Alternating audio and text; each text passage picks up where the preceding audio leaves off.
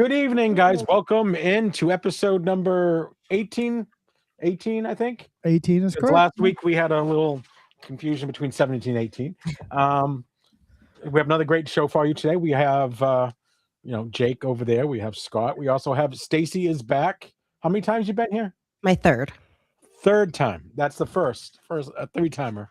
We're gonna get Jack. John was the first three-timer, wasn't he? Yeah, John. John. He came back quick. That's right. Yeah. We're gonna get when you get to 5, you're gonna get a nice little smoking jacket. Get some after dinner mint chocolates. Yeah, you get a little. Yeah, maybe we'll give we'll give her a Best Coast music sticker. There you go. I have one right here. I have a lot of them, and I ordered something from last week, and of course I got heart confetti all over the place.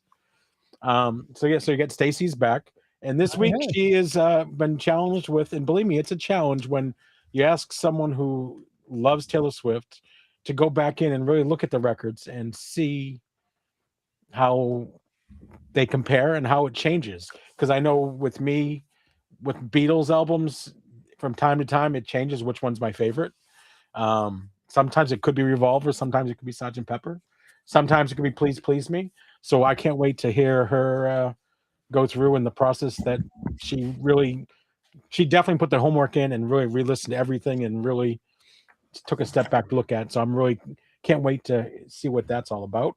What else, guys? What else we got going on? You guys doing anything exciting? The daughter is taking her first drum lessons today. The eldest. She's very excited. I think I finally have got the music bug. I think she's got it now. I think I was able to get it there. Do you own noise canceling headphones? They have them. They have. Well, it's at Guitar Center. Oh, okay. She doesn't have drums at home yet. No. So this is one of those, right? Like when we were kids growing up, we wanted to do pick up a guitar. What the very first thing was, we're not going to buy you a guitar, Jake. We'll rent one. So it was always going to the store, renting a guitar for $30 a month. 2 months in, I'm horrible. And then I think we've all kind of had that. I mean, with, when you go to school, they talk to you about band and getting an instrument. And I got the trombone. I did too. I got the trombone, and I think in my mind I thought I was getting a trumpet, and I got the wrong instrument. So that didn't last long. All those famous trombone jazz guys, Sean. Yeah, but yeah, I mistake the trumpet for the trombone. And I got the trombone, and I lost interest. I'm sure other people have done that. We've all been there. So if she digs it, she's not here, but if she digs it and she really goes and stays focused, I will get her probably an acoustic set Christmas. And then I will play it more than she does. Duger is a trumpet. Anyone else pick up an instrument in school and kept with it or failed? I know we all had the recorder. Remember the recorder? I played the viola and the flute. Oh, viola. Go, you go, Stacey. Clarinet. There we go. We got people. And I remember that. And I can't remember. I can't believe I chose the wrong instrument. Stacey, please tell me that you got to a point with the flute that you could play Locomotive Breath flute solo. Please tell me. I was 10 years old. Know what that was. No. I played whatever they told me to play at school. I don't play any instruments. I just judge others' ability to do so. Souls. Oh, goodness. Damn you, Duger. Damn you. All right. So now we've kind of added a little segment because we used to do news and stuff and birthdays. And now I've come up with kind of questions to ask the guest host, kind of based off what Stacey was doing in the past. Although I haven't asked the Deserted Island record. But first question I've been asking everyone is, are you a person who keeps it in the shrink or do you remove the shrink? I used to be in the shrink, but then John told me to take the shrink off. Oh. So I take the shrink off now, but I do house everything specifically. I open it, I take the shrink off, I take the hype off, I put the hype on the outer, then I put the jacket in, re-sleeve the records, put the sleeves and then the jacket and the discs in front of it so I can see them. Nice. Let's see. The other question is I've been asking everyone is if you go to you haven't seen them ever before, if you could go see someone, who would it be, living and also past? Someone I've never seen before. The Beatles would be non-living for sure. 50%. Living. Would you? Yeah. I think never seen that I would want to see. It would have been Taylor Swift, but I've done that. I can't say that. I saw them too this year. Probably Third Eye Blind in their prime. Okay. All right. Time machine. But in Sean's questions, you can have a time machine. You can have a time machine. That's fine. You can have a DeLorean. Yeah. It's fine. I'm more of the A-Team van guy kind of guy, but now this question comes from her name is Retta from Germany. She says, what would you ask Taylor Swift if you had the opportunity to ask her one question? What would you ask her?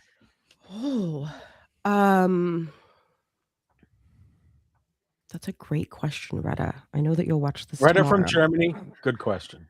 If I could ask her anything, I think I would ask her what the hardest album she what the hardest album she wrote was and why it was the hardest one.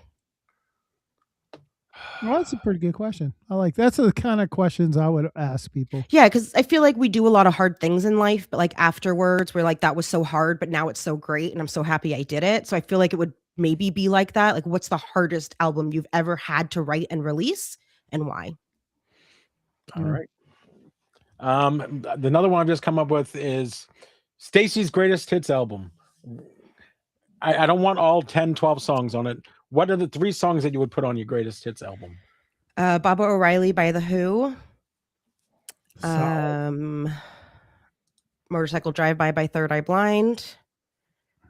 And I got to pick a Taylor song. It's so hard to pick one Taylor song. I hate it. The Great War from Midnights by Taylor. Okay, cool. We got a lot of good answers in the chat. Like, you guys can answer them too. That's great. Thank you. So those are my tough questions for today. I saw Linkin Park with Chester in like 2001 or 2002. I think Exhibit and Slipknot opened for them. Nice. I would have liked to have seen the Pixies in their heyday. I'd love to see the Beatles. I don't know where I'd want to see. Maybe the Beatles when they were in the Philippines, because the audience was quiet. Because they had to be, or they would have gotten in trouble. Mm-hmm. All right. So those are the questions. Only someday I'm going to have more and more probing questions. No, I'm not. I have a list if you want some. Okay. So this is the point was, what's the new arrivals? What did you get this week? What did you find? What did you buy? What did you order that you're looking forward to? And Scott's ready. All right, Scott, you go first. Scott's ready. Yeah. So this week I took a chance on a couple new sellers on Whatnot. Check them out. Got this guy. This guy right here provided personal service. So somebody heard that I would love to have a much cleaner pressing of this record. I have old repress that is not that great, strong VG probably. So I got to give Jay kudos. He said, "Oh, they got an MOV at my record store. I'll go get it for you." So he went and got it for me. I'm not a big colored vinyl guy, but this is on the green. And it is a digital press. It is pressed from a digital source, but MOV does a good job. I mean, Vinyl Me Please does a good job. And it sounds good. It sounds really good. Really good. So thank you, Jake. You're very welcome, brother. 5 stars. I would buy again. I really wanted to charge you like $150 for a $40 record, but yeah. Well, the next one, he got a pretty good deal on this one. Yeah, I got, it's funny. I bought these, I think the same day. The guy from Texas, I got it 2 days before the guy from Delaware got around to shipping me my Steely Dan Took His Nature. So I've never had this record. So Sean had a copy of it at a good price. So I got a copy, kept a copy for myself, and And I think Andy from Cape Cod also bought a copy too, because we're all Steely Dan fans. 5 stars. 5 stars. I would buy from him again, as I have done several times. I'm guilty. I'm a little slow in shipping, but it gets there. And plus, what doesn't help is all the weather made my shipping even worse. Stacey, what did you get this week? So first I got the new Charlie XCX album, Wuthering Heights. This is the collector's edition, so it's numbered inside the little envelope. I'm very excited. I got number 198.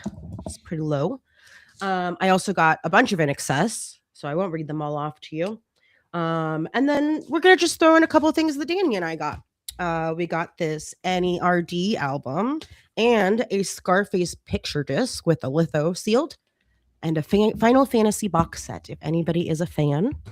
I think that's everything I've gotten. Like for me, I was sick and I kind of went on a buying binge for the business. So nice, very nice. Jake, yes, hey, Janet. You guys remember the game in the 80s that My Simon game where it would beep, you'd push the button and it'd light up and you'd have to hit and go in the order, I thought Jake got 2 no tires. Or he got tires. Well, one tire exploded while I was grabbing one particular record, and the joke was I told Scott and them, I was like, well, stop by the record store to buy a $21 record. Ended up blowing my tire out, so that record cost me about $575. But thankfully, I did have a warranty. Hey! And luckily, Jake sent me a picture of the incident, and there it is. Made it out okay though. Like we're totally good. I'm like, what? How did you not see that hole, Jake? That just doesn't make sense. I was texting you guys. If you look at the text, maybe this is, what color is your car? It is a dark gray. It's like a dark gray. So that wasn't it. Okay. Dark gray. So what I got is Pink Floyd's Wish You Were Here, 50th anniversary. But it's not just your It looks like typical the My Simon with it. 50th anniversary. Simon Says, or whatever it was called. You guys remember that? Remember when you had to push the buttons and the liquid gold? Do it in order. And I'm gonna tell y'all. Johnny, Retta, thank you very much. Super appreciative of this. It's just it sounds really good, y'all. It really does. See, I actually wanted the Bon Jovi Slippery When Wet, and like so many other people, I'm like, I'll get it later, and then it goes away, and then by the time it goes away, you want it. You can't get it unless you pay $300 more than what they were worth originally when they were available. So I really just had to jump at this because it's one of my favorite albums of all time. Got it. The other thing I got, I'm going to turn the camera around and show you. Now, what's funny about this, y'all, is I haven't had a CD player in probably 30 years. Hot damn! Can I just tell everyone on the planet, if you own a Blu-ray player, DVD player, you just have a CD player. Don't have one of those either. But you can. But I wanted something that could plug into my mixer, something that I could see and work with. Couldn't do it with my other stuff. I forgot, and I'm going to add in, I purchased a Beatles White Album German DMM that is on its way. That was a big purchase. And that was my best purchase of the last probably month. And got a bunch of CDs. First time I've really actually bought a stack of CDs in probably 25 years. So it was kind of weird. It was kind of weird buying CDs today. Look at Danny's picture all shined up in the tux. Look at he does shine up, doesn't he? I think Danny's just here to offer his grade and opinion on how Stacey does tonight with the list. That's what I said. He said, I'll be there. I said, what, to yell at me about my choices? Hey, everybody that does the top 5 has somebody from the Peanut Gallery just naysaying them. It's part of the gig, Stacey. Just roll with it. But there's no wrong answers on your 5s. That's the real truth to it all, though. But yeah. All right, so my purchases this week, I finally experimented with I had to buy one. It was on clearance. I paid $5 for it. I would not pay $15 retail for this. Is crazy. It's got 2 songs, and then it won't play on my turntable. Well, this turntable won't play, but it's so cute. Look, little record. Oh, it almost looks like those Fisher-Price where you'd put them in the back of the train and the train would turn. Yeah. So, and my turntable, my mat, it fits and it falls right into the way the mat's made. It sinks in, and then I hit it, put the needle down. The needle goes down, and then lifts back up and returns. So it won't work on an auto unless you can shut off the auto, whatever you call it, at the end there. But it is kind of neat. I mean, there's a couple I want, but it is kind of cool. I'm sorry, Sean. It's not cool at all. It's a waste of money. It's 4 songs for $15 on a teeny tiny thing you can't play on a good turntable. Oh, that only has 2 songs on it? Yeah, I paid $5 though. $5. Well, they're like 15 at Target. I don't know. People love them. If $5 was the price point, I think they're awesome. But $15 is dumb. $5, perfect. 15, no way. Yeah, because it's basically 45. I mean, twice as much and get the whole album. Yeah, and sometimes the album's on sale for 22 and you get it. Yeah, it's neat, but it's not gonna be around long. Sorry, Retta, because Retta wants the Rolling Stones one, which is kind of cool, but this is new to it was in my store. It's coming out of my store because I'm trying to replace it again, and they're going for like $50 right now. I don't have the OG anymore, so I'm keeping that for myself. Sorry. This next one will probably be someday will be a future top 500 essential record, and that is Frankie Yankovic. What? Sings Polka. You're worse than Jake, Sean. That face looks real familiar. Looks real nice. I bet it's probably the best polka you've ever heard in your life. Polka, polka, polka. This one I got because it just made me laugh. I've seen it before, but I don't know. It's just I thought my face was going to be on that too. That was hey. Good Christmas gifts, nice little gifts that nobody asked for. But yeah, this one always makes me laugh. I don't know why, because it just looks so airbrushed before there was airbrush. Yeah. Yeah, like his face doesn't fit. Yeah. Let's see what else I got. Every time I see an album cover like that, I always wonder, who approved this? Who's the person that said, you guys got it, run with that? But is it come out right around the time of Buckingham Nicks? What year was this? I don't know. That's not a great cover either. Show that polka record again. That polka record's better than that one. Yeah. Look at that. Look at that jacket right there. That thing's top. That's essential. I would say that's probably number 26 on the essential 500 list. So this is Hidemi Ishikawa. It's kind of a comp, nice little box set. Didn't know what to expect when I ordered it, and the obi is intact and all that. So that's for me. I picked up something for someone that I promised them these when I found them again, and I don't know if they're on right now. I didn't see them, but those are going their way. That goes to Tucker. Then I got this, although I think I already have this, but I got it from Best Coast, so that means it's the best version of the Taylor Swift. This is the Best Coast variant. And then I picked up a couple CDs for myself. I picked up Beatles Love, which I have it on vinyl, and I picked up Let It Be Naked because the vinyl is $200. And then I also got a Miles on CD. Yeah. That album's great, Jake. I have that one. I love it. Yeah. Love it. Yeah, and I own a copy of it myself. So that's all the new stuff I got. I think that's everyone, right? It's not Weird Al's dad. It's not Weird Al's dad. You would think it would be Weird Al's dad, but let's show that again. You mean the number one polka album of all time? Frankie Yankovic? Look at the guy. Come on. You had 29 pounds of boxes of Duga. You've been Duga the Tire Slayer. How long you been on that one? That's kind of the new, if you're new on Whatnot, that's the new one. It's about 29 to 30 pounds worth of records. Duger's been getting in there. He's been getting in there heavy. Oh yeah. Damn you, Duger. Yeah, Thomas got an limited edition Life of a Showgirl from me for a deal. There's my man, T-Bum. Hello, Thomas. How are you doing tonight? All right, so that's our new arrivals. Unless anyone has anything else they want to share. All right, no. So now I guess we go to our essentials. That's where we're at now. Is we're going to go to the top 3 essentials, and that we can get through that. So we can. I'm really can't wait to see what the top 5 Taylor Swift albums are. Who wants to go first? Scott, are you ready to go first? I can go first.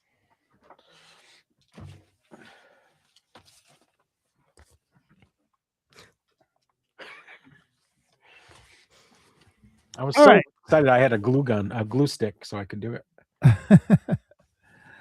So let's remind everybody that we did merge the live with the essentials. So we're just presenting live albums in with the rest of the essentials.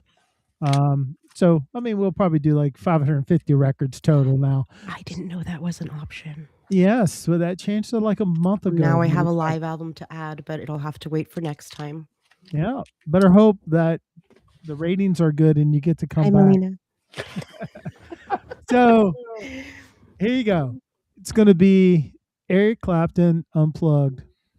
And like all the Unplugged records, that's some of the finest, probably since the jazz days, some of the finest recorded music you'll ever hear is on an Unplugged.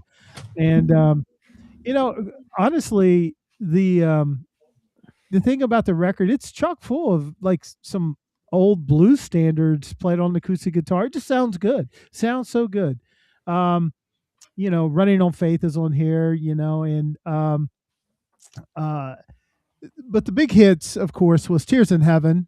That was actually released from this Unplugged record, and it went up to, I think, number 2. Yeah, number 2.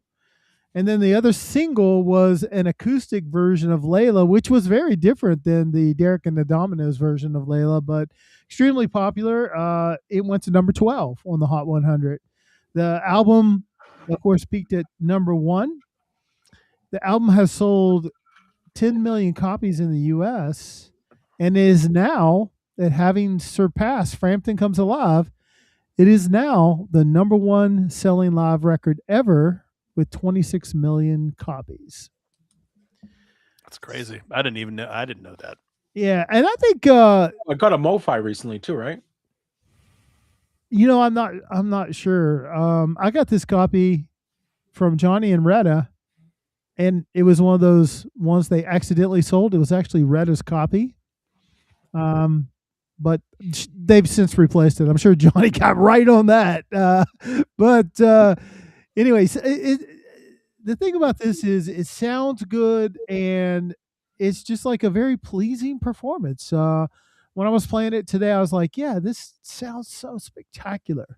And even the songs that maybe I don't love the song as the song, I just love the execution of the song on this album. They're all good. So I'm sure most people are familiar with it, but if you're not, check it out. It's an amazing album. It is an amazing album. So it's in the 500 now, since live albums can now be added. Newsflash for Stacey. So. And of course, one of the biggest song on there is one of the most tearful songs you'll ever hear in your life, especially when you know the story about his son. Yeah, I didn't want to be sad, so that's why I didn't tell the story. I think everybody knows the story. It's tragic, and the song is very heartfelt. And that's the thing about Clapton. Clapton was not a prolific songwriter. A lot of times he had help. If you look at a lot of the Clapton records, there's a lot of his records have 2 or 3 good songs. But in him, in struggle and tragedy and all that, people really tap a whole different part of their brain and soul. I think that beautiful song came out of that tragedy. So anyway, special record and special song. All right. Awesome. Jake? Well, this album, I did this tonight actually in honor of Stacey, because we old dinosaurs, we like to go with a lot of our essential records. I love my 60s and 70s rock, and of course I love my 90s. But I wanted to take this tonight. I wanted to take this into the 2000s. So I wanted to start it off. I'm actually surprised we haven't talked about this record. I will tell you, I'll tell you right now, when it first came out, I was not a big fan of the band, but the album is unbelievable.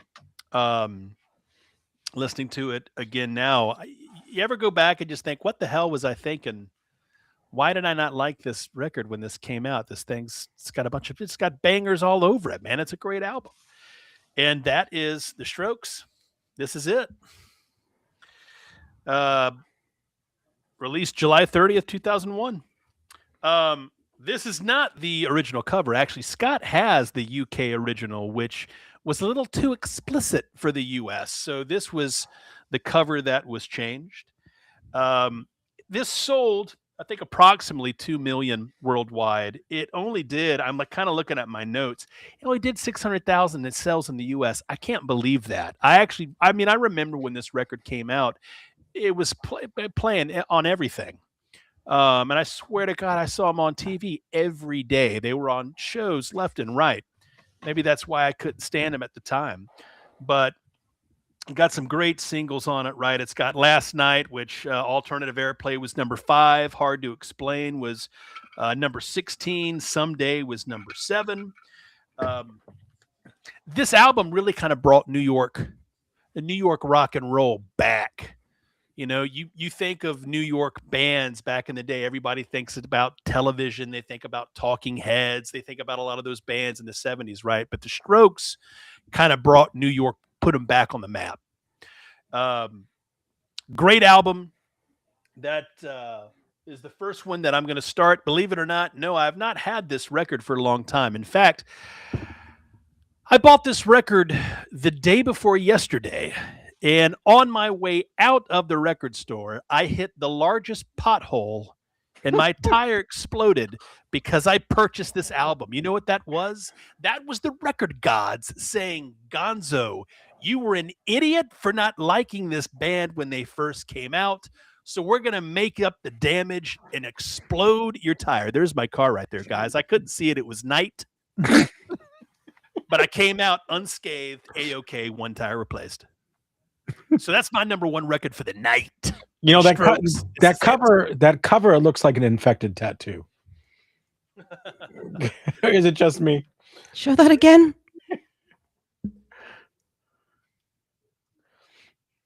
I don't know why I see infected tattue. I've always not liked that cover. That's why I sought out the UK the original. cover. Yeah, it's pretty good. It's cool. I mean, it's a black glove. You know, a profile shot of a naked body. To me, there's nothing you really see. I don't really find it. Well, we're talking about a country that the mamas and papas couldn't put a toilet on the cover because it was offensive. That is true. So now, my experience too is there's always been like an album or an artist that when I first hear it, I hate it, and then all of a sudden, wow, I like this, and that was obviously Gonzo's. If anyone else have in your chat, write it down, type it in. Is there a record that you hated and now you love? Let us know. I'm going to go next. My first record. I just have to tell Jake, thank you for going past the 90s. 2000. You didn't quite go far, but you made it to 2001. Is he muted? He is muted. We're moving up. Moving on up. My first album, we always talk about it, the accessible jazz and jazz that you can easily get into, and I think this is probably the best one ever. It's gotten tons of represses, and it was recorded in the same form jazz is. It's just it just happens. So they didn't really rehearse. They got very little instruction on how they're going to go about making this album, and it worked. This album is Miles Davis, My Kind of Blue. This came out, 1950? 1959. I already knew that. I should just said it. I knew it. It's 5-time platinum. It just sells. It's gonna have to have sold more than 5 million copies at this point. When you have John Coltrane, Cannonball Adderley, Bill Evans, Paul Chambers, Wynton Kelly, Jimmy Cobb, I mean, all the great jazz artists of their day, and still the greatest jazz artist even till today. So if you need to start somewhere, maybe this is where you start. Check it out. And of course, like most jazz records, didn't really get anything for awards, but you know what? It's one amazing record. Must have it in your collection. Yeah. I mean, many consider it the greatest jazz record ever. Yeah. So that's that one. Now, Stacey, you're up next because I don't think I have to say a lot. It just kind of sells itself. Okay. All of my albums are from the 2000s.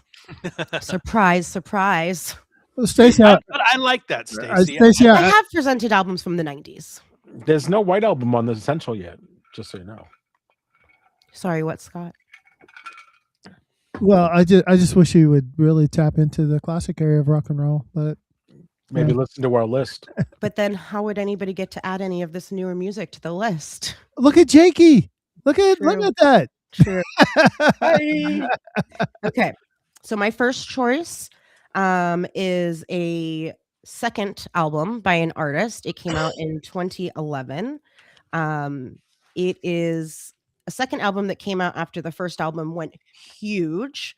And so the artist that I'm about to say kind of was facing like intense fame, burnout, like something that she wasn't used to. And so this is kind of a reflection on that. And this is Florence and the Machine Ceremonials. So Lungs is the first album. Great album. Amazing. This one I like because she did what nobody expected her to do. You know, it wasn't like the other one. She's kind of like written emotionally, which I think you'll find a theme in my albums I'm presenting today. It's very like gothic. It's very dark. It's very Baroque. It's like you play it inside of a big hall or like a big church. Like that's what it sounds like, which I think a lot of Florence's music does. But I think this one was a little bit more deeper and darker. So it debuted at number 1 in the UK, only number 6 in the US.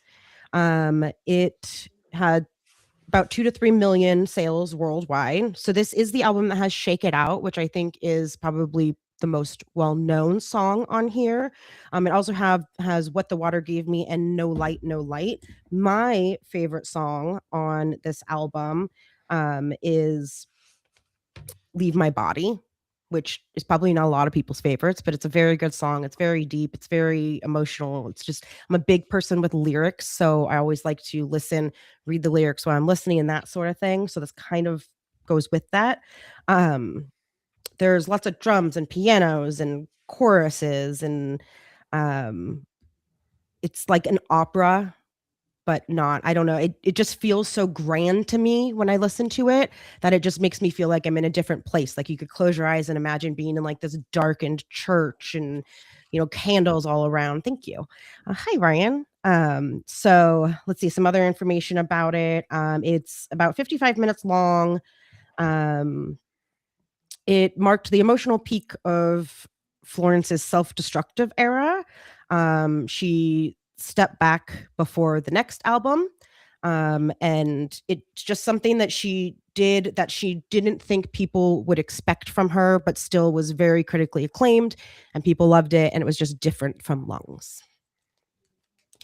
So that's my number 1. Good choice. Yeah. Love Florence and the Machine. I'm seeing Florence in May too. I cannot wait. So cool.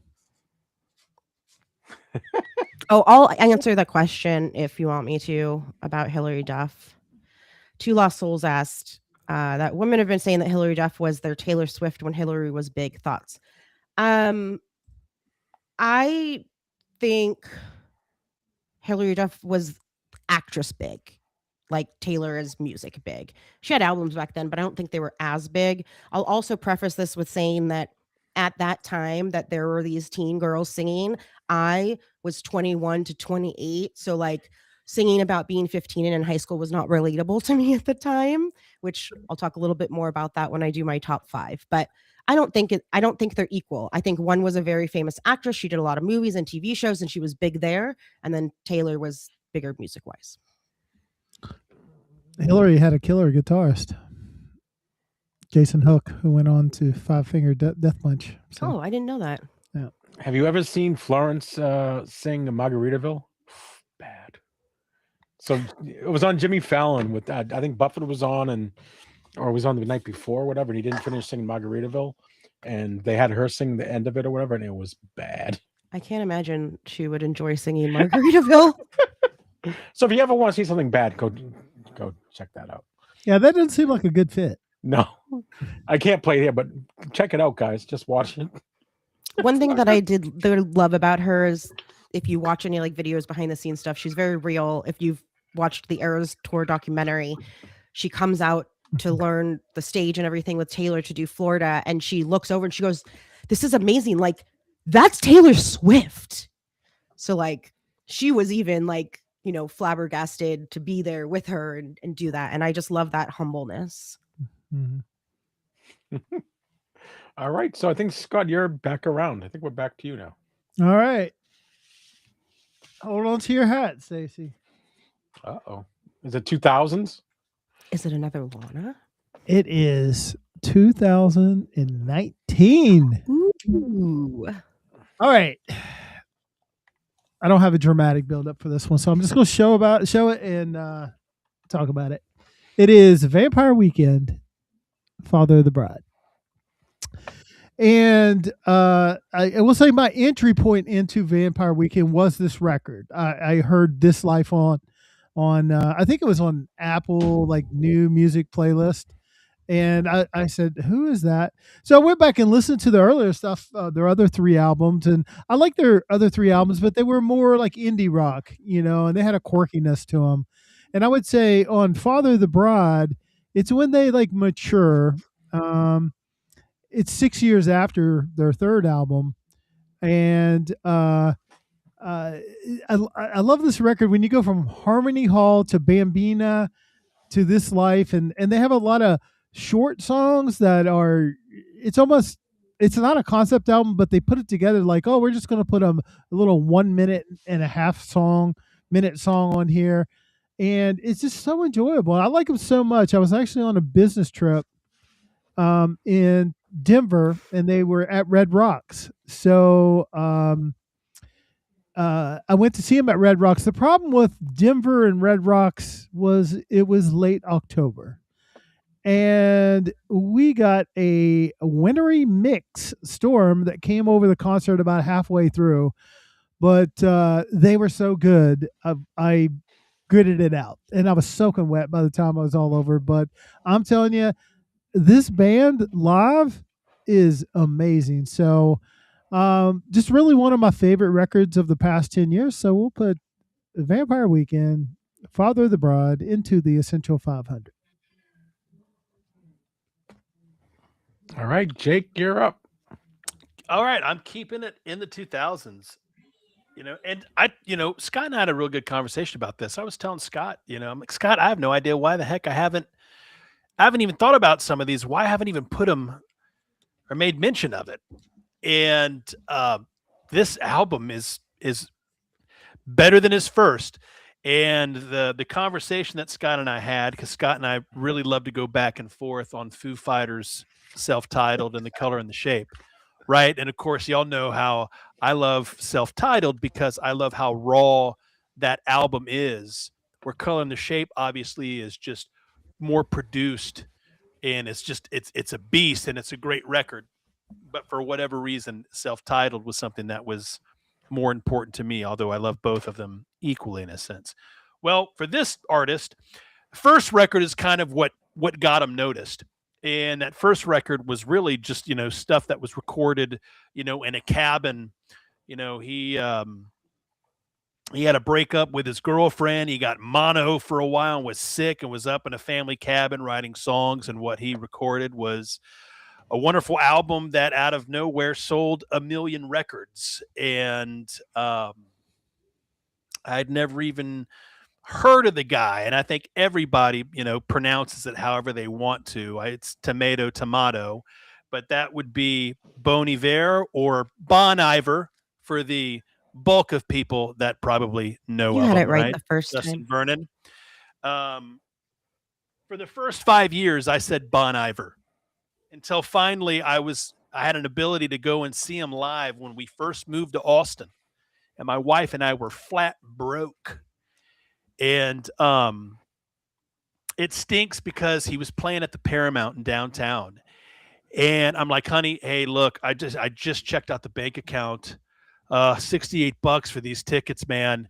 God, it's a lot. It's gonna break us. And we didn't go. And my famous words to my wife were, oh, he'll be back. Never saw him again. He's Never very came elusive. back.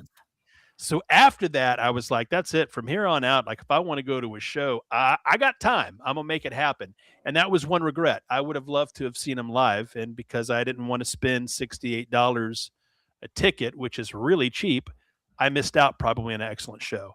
I love this album. Don't know why the hell I didn't talk about this sooner. Came out in June 17th of 2011. So we've gone up 10 years, Stacey. And has a connection to Taylor. Yeah, right. And this is the original press. I did buy this at End of an Ear, which is my favorite record store in Austin, Texas. In the back, it's got the poster and a little lyric booklet. And my favorite song on this, although it didn't chart, now I know Holocene was I think it was nominated, either that or Calgary, but those two songs are really well known. Wash is probably my favorite song on the album. And I really love Beth Rest because it kind of has that Bonnie Raitt kind of, sound, right? He did have a B-side, which I never had. And I wonder if they've got it on wax. But this is completely different from his first album. His first album was very folk and just acoustic. And this, again, was just a better produced album. Complete departure from what he did in his first record. So, and I think that's what I loved about it. And it only sold about 500,000 copies in the U.S. I think it did about 1 million sales worldwide. It's probably grown since then. But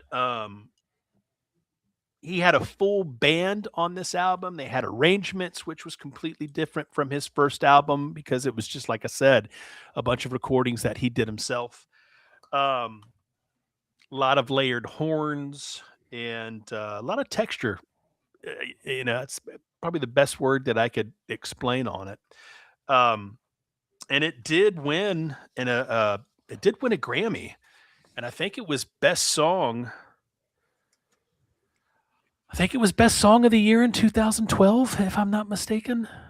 I know it was not. I think it was nominated for record of the year. I don't think it won that, but it really put indie folk, on the map. He came out of nowhere, and his first two records are great. I haven't listened all to 22 Million. In fact, I just bought that from Rush Records. He had it in a show. A couple of songs I think I've heard, but I've never given that full album a listen to because I loved the first two so much. And I kind of got separated a little bit from some of the others. So I'm catching up finally. Great choice. Best new artist. Yeah. But that is my second pick of the night. 2011, Justin Vernon, a.k.a. Bon Iver, self-titled. Get it! Like today. Jake, when I was talking to you, like I'm not a big fan of his, but I will say Blood Bank is one of the most awesome songs ever. I don't know why they didn't just. So Blood Bank is on the Blood Bank EP. Yeah, it's only on an EP, but I would have been totally fine if they just re-released it and put those tracks on one of those records. But I agree, it is a great song.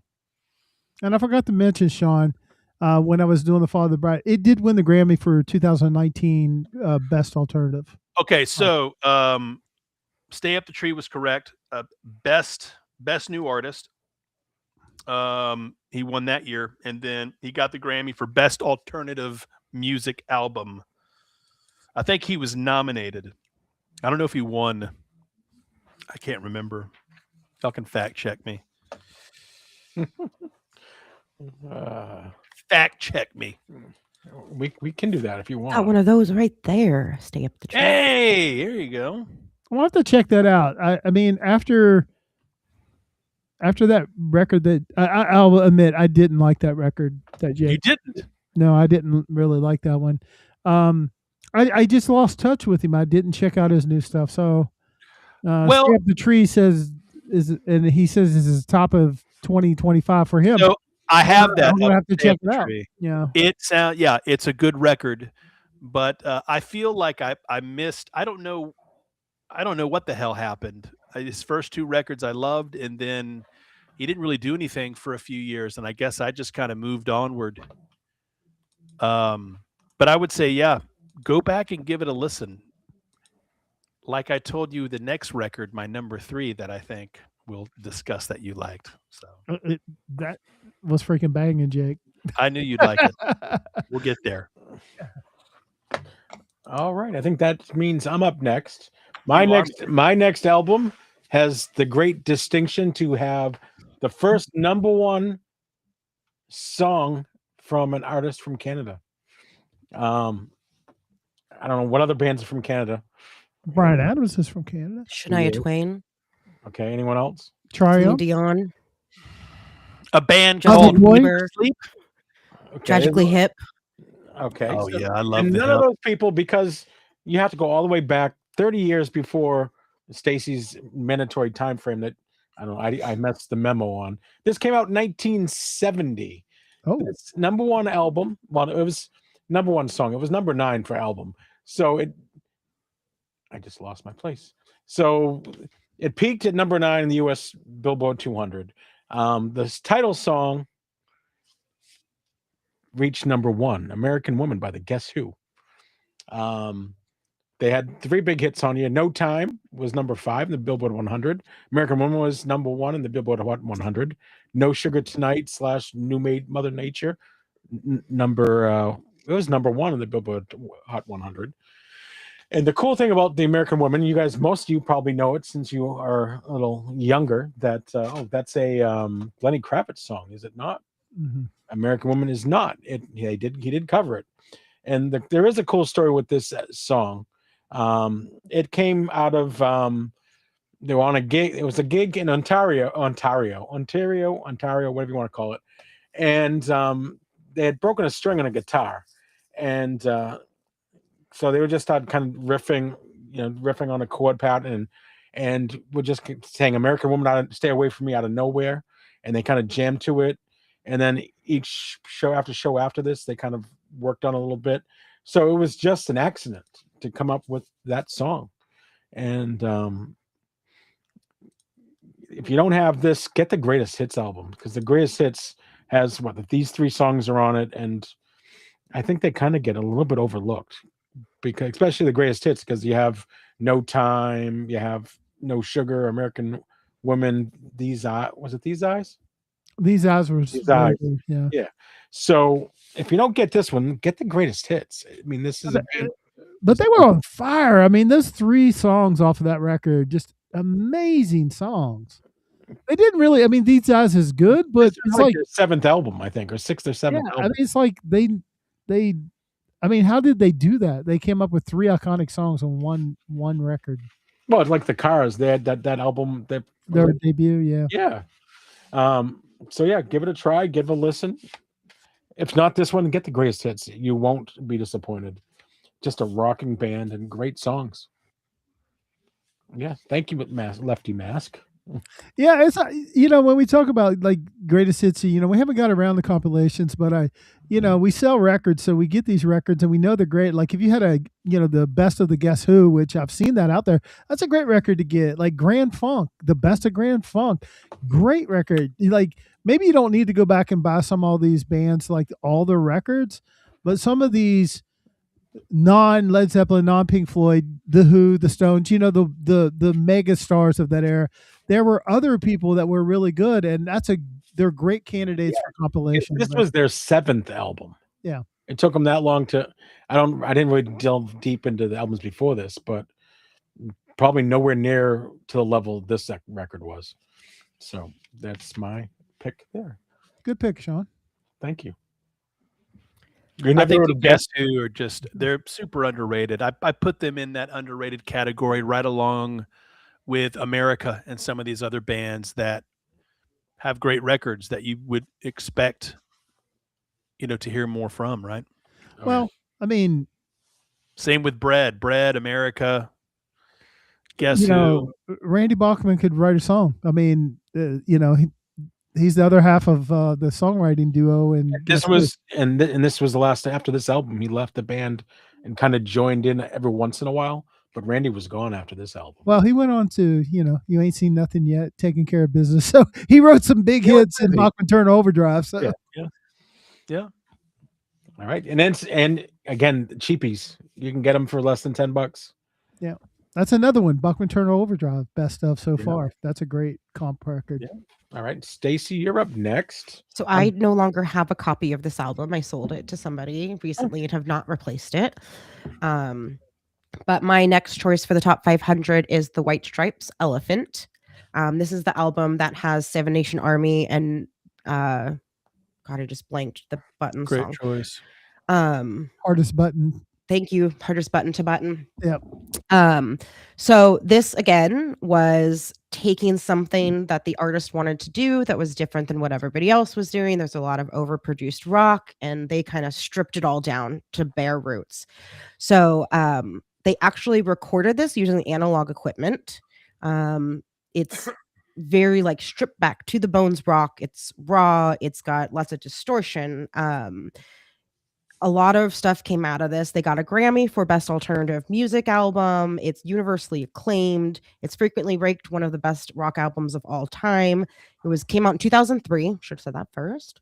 And it was number 6 on the Billboard 200, 2 times platinum in the US, and approximately 5 million worldwide sales. Seven Nation Army got to 76 on the Hot 100 and now has become like a global song for sports. So that everybody knows Seven Nation Army. Even if you don't know what it's called, the sound. You know that song. I mean, when I was like 21, 22, there was a dance that we would do at bars to it. Like, it is just so widely known that a lot of people probably don't even know what it is or who it is. I just don't know what to do with myself. Had big chart success, and the Hardest Button to Button was on the alternative top 10. So again, this one, it also, did I already say the Grammy? I think so. Best Grammy in 2004 for alternative music album. I think that this was probably the album that took the White Stripes from being like this small little indie band, and then everybody was like, whoa, look at them, they're huge, they're great, look what they did. It's not like anything else I've ever heard or like heard right now or what's coming out these days. So again, it's another artist who did something that they wanted to do that was different from either what they had done before or what was going on right now, because it's something they wanted to do as the art, and I appreciate that. So sticking kind of with that theme, this is my second choice. I don't have a lot more to say on it. I think that everybody knows those popular songs and the impact it had on like rock and alternative rock. I think it really, I think Sean said, it sells itself. Like, it's just such a great album. The other thing I wanted to note was I feel like the cover and the album art is all red, black, and white. It's very simple. It's very toned down. It's very stripped down, just like the album. And I think that was probably intentional.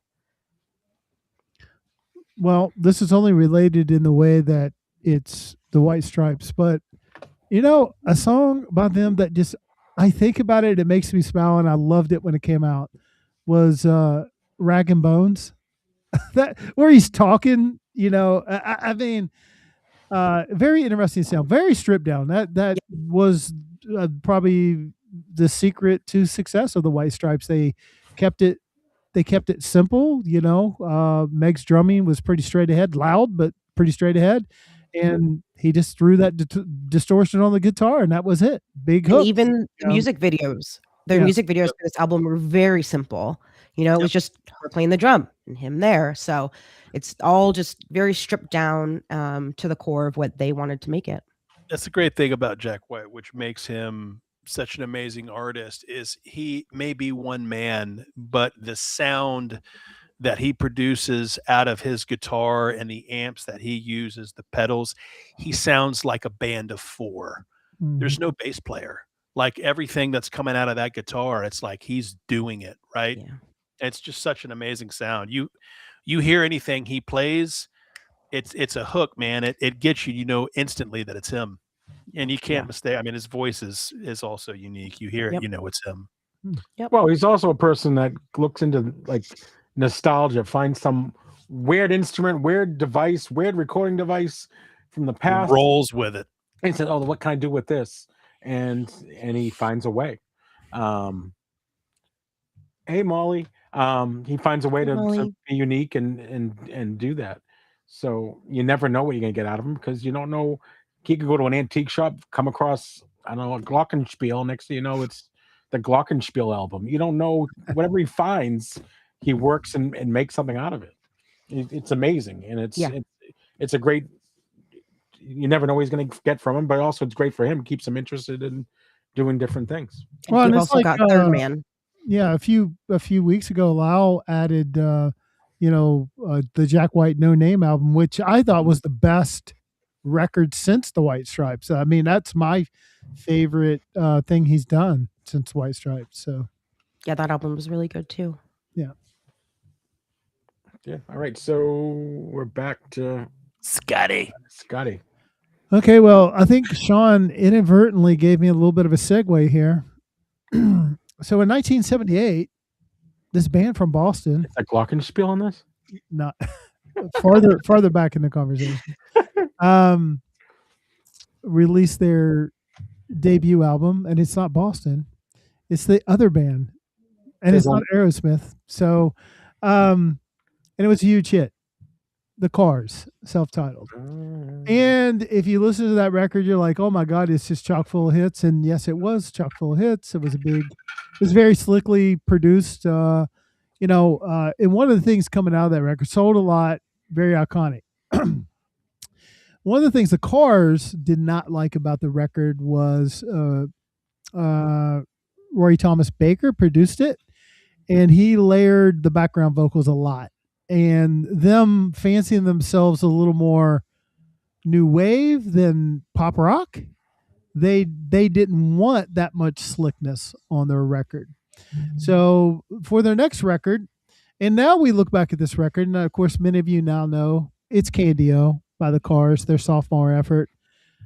It's extremely well regarded record now, but when it came out, there was a lot of people saying, well, that's not anywhere near as good as the Cars self-titled. Well, duh. Would you want to follow that record up? I mean, that's one of the most amazing. But I will say that, and I think they hurt themselves because they released Let's Go as a advanced single, and Let's Go kind of had some of that self-titled sound to it, and there's not any other songs like that. So it's not as radio ready, but I would make the case that songs like It's All I Can Do, Double Life, Candy-O, Got a Lot on My Head, Dangerous Type were in some ways maybe more interesting songs. They were more diverse. There was a little stylistically, there was a little more difference. I don't get me wrong, I love the Cars self-titled, but I put Candy-O right there up with it. And now when people look back, they don't think of that sophomore effort was disappointing. Now it's regarded as one of the best sophomore efforts ever. Because there was this thing, sophomore slump. You do a great debut album and then you fall on your face.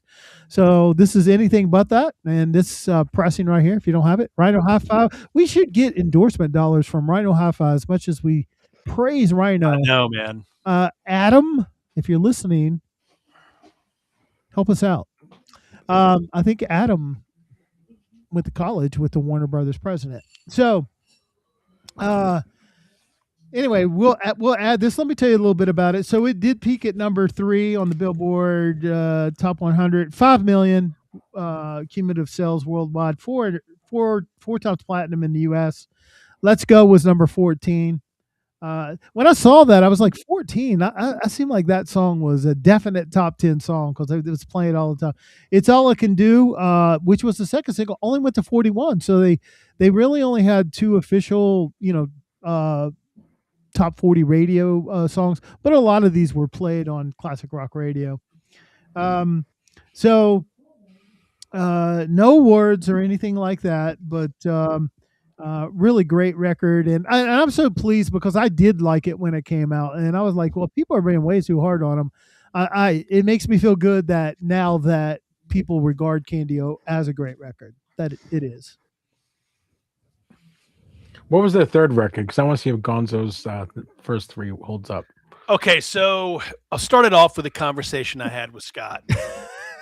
We had to ask you. It doesn't work for the cards, but yeah, we had to obviously, I was kind of trying to figure out, I could always go back to 60s and 70s, no problem, and find something, grab it, boom, because everything that came out in that period for the most part was great. But I wanted to keep the theme and stay in the 2000s, which this album came out in 2009. But it was a record and a band that Scott wasn't familiar with. So we were discussing the titles, and I was like, Scott, hey, you got to listen to this. I've got it. This is the album I want to do. And he's like, huh? What? I said, better not be a Rentals piece of crap. So the first thing he's like, and if this is anything like the Rental, I'm like, Scott, listen, I promise you. All right. Can I hold it up? Listen to this record. And that album is Frankie Yankovic, Polka, Polka, Polka. One of the greatest polka albums of all time. Wait, it's Frankie Yankovic and his Polka-Tears. Polka-Tears. That's right. Polka-Tears. You got to remember, there's the Polka-Tears, but then there's Frankie Yankovic. I mean, come on. He draws the crowd, right? We are the Polka-Tears, apparently. So he listened to the record, and he reached back out and was like, that's a damn good record. This band's actually been together for 30 years. They formed in 1995. This album was their fourth. They are based in France. They are French, which is probably giving the band away.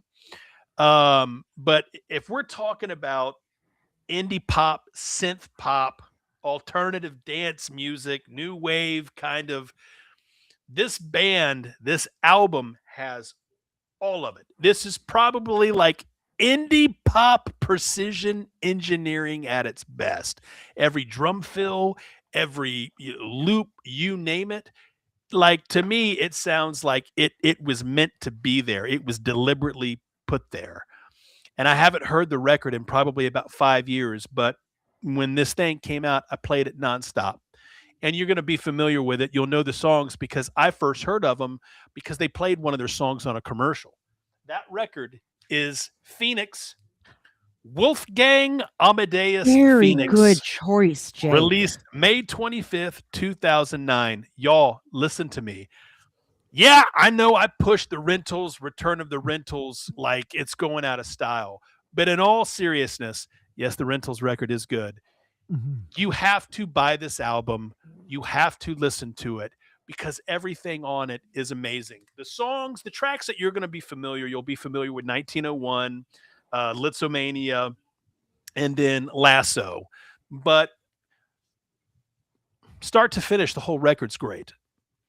And this one, let's see. Let me look at my notes because it did get a Grammy Award, 2010, Best Alternative Music Album. This probably was the best album of 2009. In my opinion, this is probably one of the best albums of the 2000s. I'd say the first decade from 2000 to 2010. It's a staple that I think everybody should have. And I'm so glad that it popped in my head because I hadn't listened to it in so long and I was really I really wanted to do this for Stacey. I'm like, I really want to find a good record that I think she'll probably know she'll like. We'll keep it in the 2000s. But I think tonight, out of my three picks, I think this one's like my sleeper. It's probably my favorite, one of my all-time favorite albums. That was one of the most surprising things I've listened to in a long time. I was like, okay. You should, Tucker.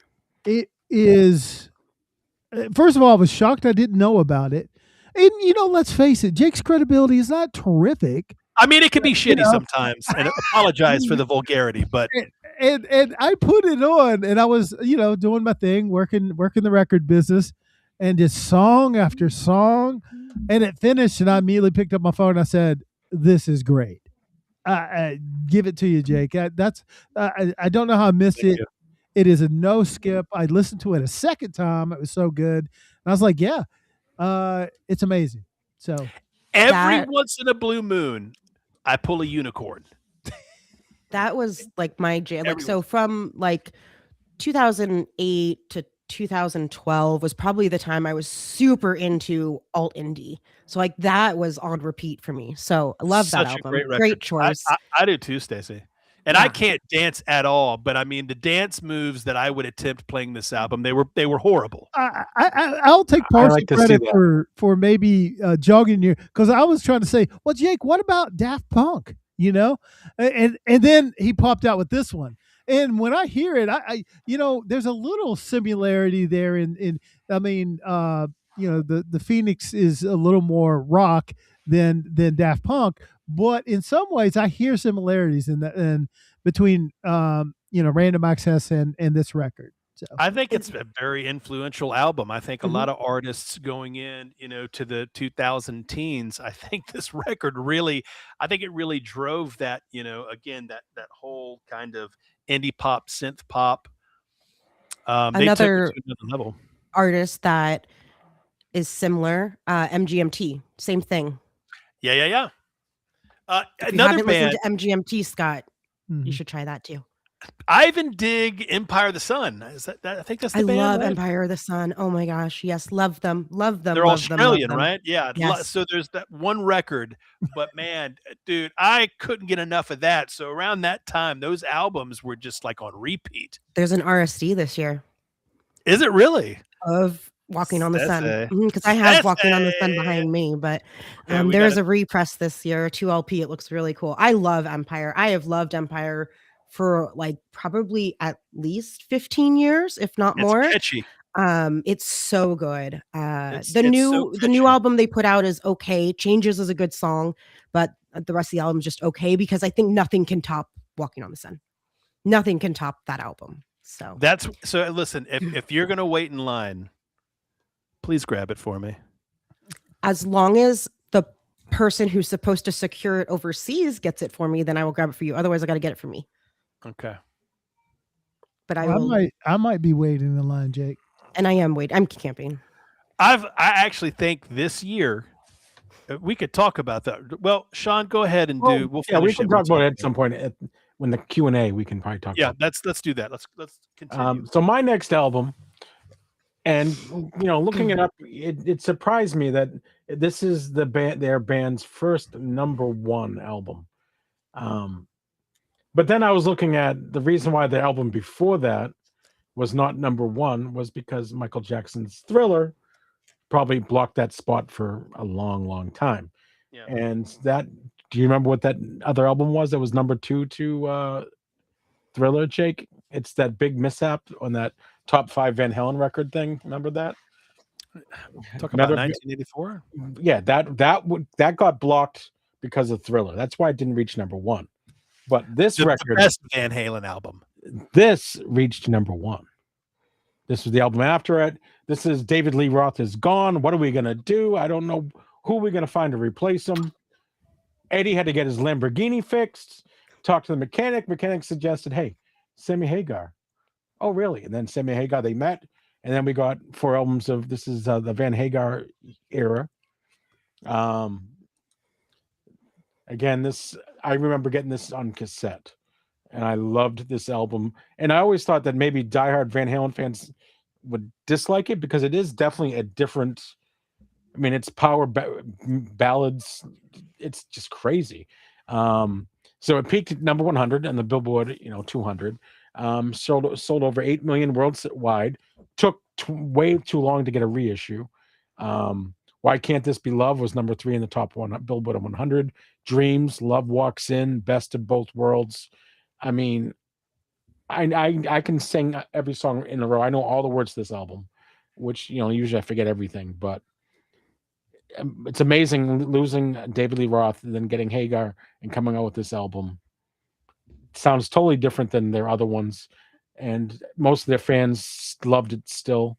And I think this is one you should own. The only Van Halen album that went number one? Well, it was the first one. I don't know if anyone after that. No. First one. The first one. Yeah, and you got to figure that 1984 would have, but Michael Jackson Thriller put, you're not passing Michael Jackson Thriller. You're just not. So to me, I still think 84 is technically a number one. Just Michael parked his Thriller bus right in the wrong spot. And Thriller deserved to be number one, but 84 did too, but you can't beat Thriller. So that is my pick for this week. See, go ahead, Jake. That record really does a lot. Again, I'm very big on albums, especially when there's a lot of sentimental attachment to it. I remember, my brother had 1984 that he played quite a bit, and we lived on MTV. So I knew of 1984. That's how I got into Van Halen, was because of MTV and the videos. But my dad loved Hagar Van Halen, so he played it in his car nonstop. So every time I see that album cover, I just remember my dad's CD. If I remember, he was like one of the first guys in our town, right, that had a CD player in his car.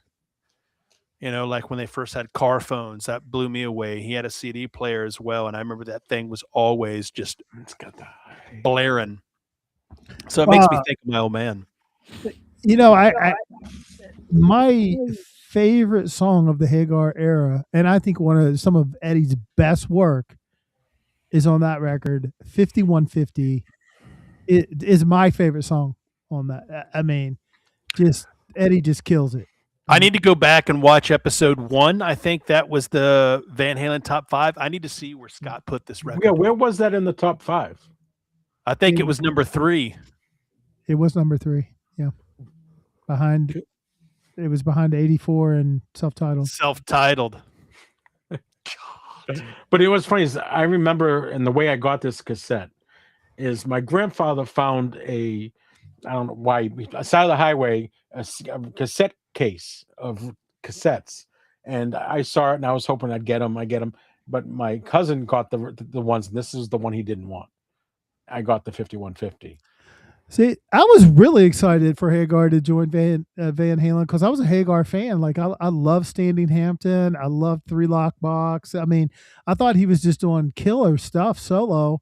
And, I would say when it came out, it didn't sound like I thought it was going to sound. And I could have used a little less power ballads on, I think they were trying too hard for hits at times. But when they rock. I mean, I think they rock as hard as they did, on the earlier stuff. Well, I feel that 1984 was obviously with David Lee Roth was their most commercial, right out of the David Lee Roth era. But I think once they got Sammy Hagar in, then it was obviously a little bit more on the commercial side, right? But man, they were banging out a lot of hits. And do you know where the word 51, where the title came from? Is it like the code 5150, like the police code? Yeah. Well, it is, but it's one off because that's what Eddie named his recording studio was 5150. Correct. And it was someone that had a mentally disturbed person. That was the code 5150. Isn't a 5150 like somebody who needs to be institutionalized? Yeah, or whatever they say, they put them on a 72-hour hold. Right. They're a 5150. Yeah, so that's where it came from. So you guys knew. All right, Stacey. I'm nervous, guys. We're ready. We're not there yet. I have my last pick. Her last pick, but I'm sure it'll segue a little bit into. Yeah. So, my last pick was released on July 24th, 2020. It was a surprise album. Nobody knew it was coming. It was during COVID. The entire album was recorded remotely. So each person that was on this album recorded it from their home studio, and then they had it all mixed. And this album, of course, is Folklore by Taylor Swift. I'm not pulling a Chris, but there is also Long Pond Studio Sessions, which is the same album but recorded differently. So I'm putting them together. So that makes a lot more sense than that crap Chris pulled. I liked it. I liked the move. So I'm going to tell you guys the charts, the awards, and then I'm going to tell you why I picked it, because I don't need any notes to talk about this stuff. So it was number 1 on the Billboard 200, 7 times platinum, which is 7 million units equivalent. Worldwide sales is plus over 10 million. Singles, the biggest one, Cardigan. There's the one in Exile with Bon Iver. The standard edition did not have the lakes. That is in the deluxe edition. This got album of the year. That was the 3rd at the time, I think.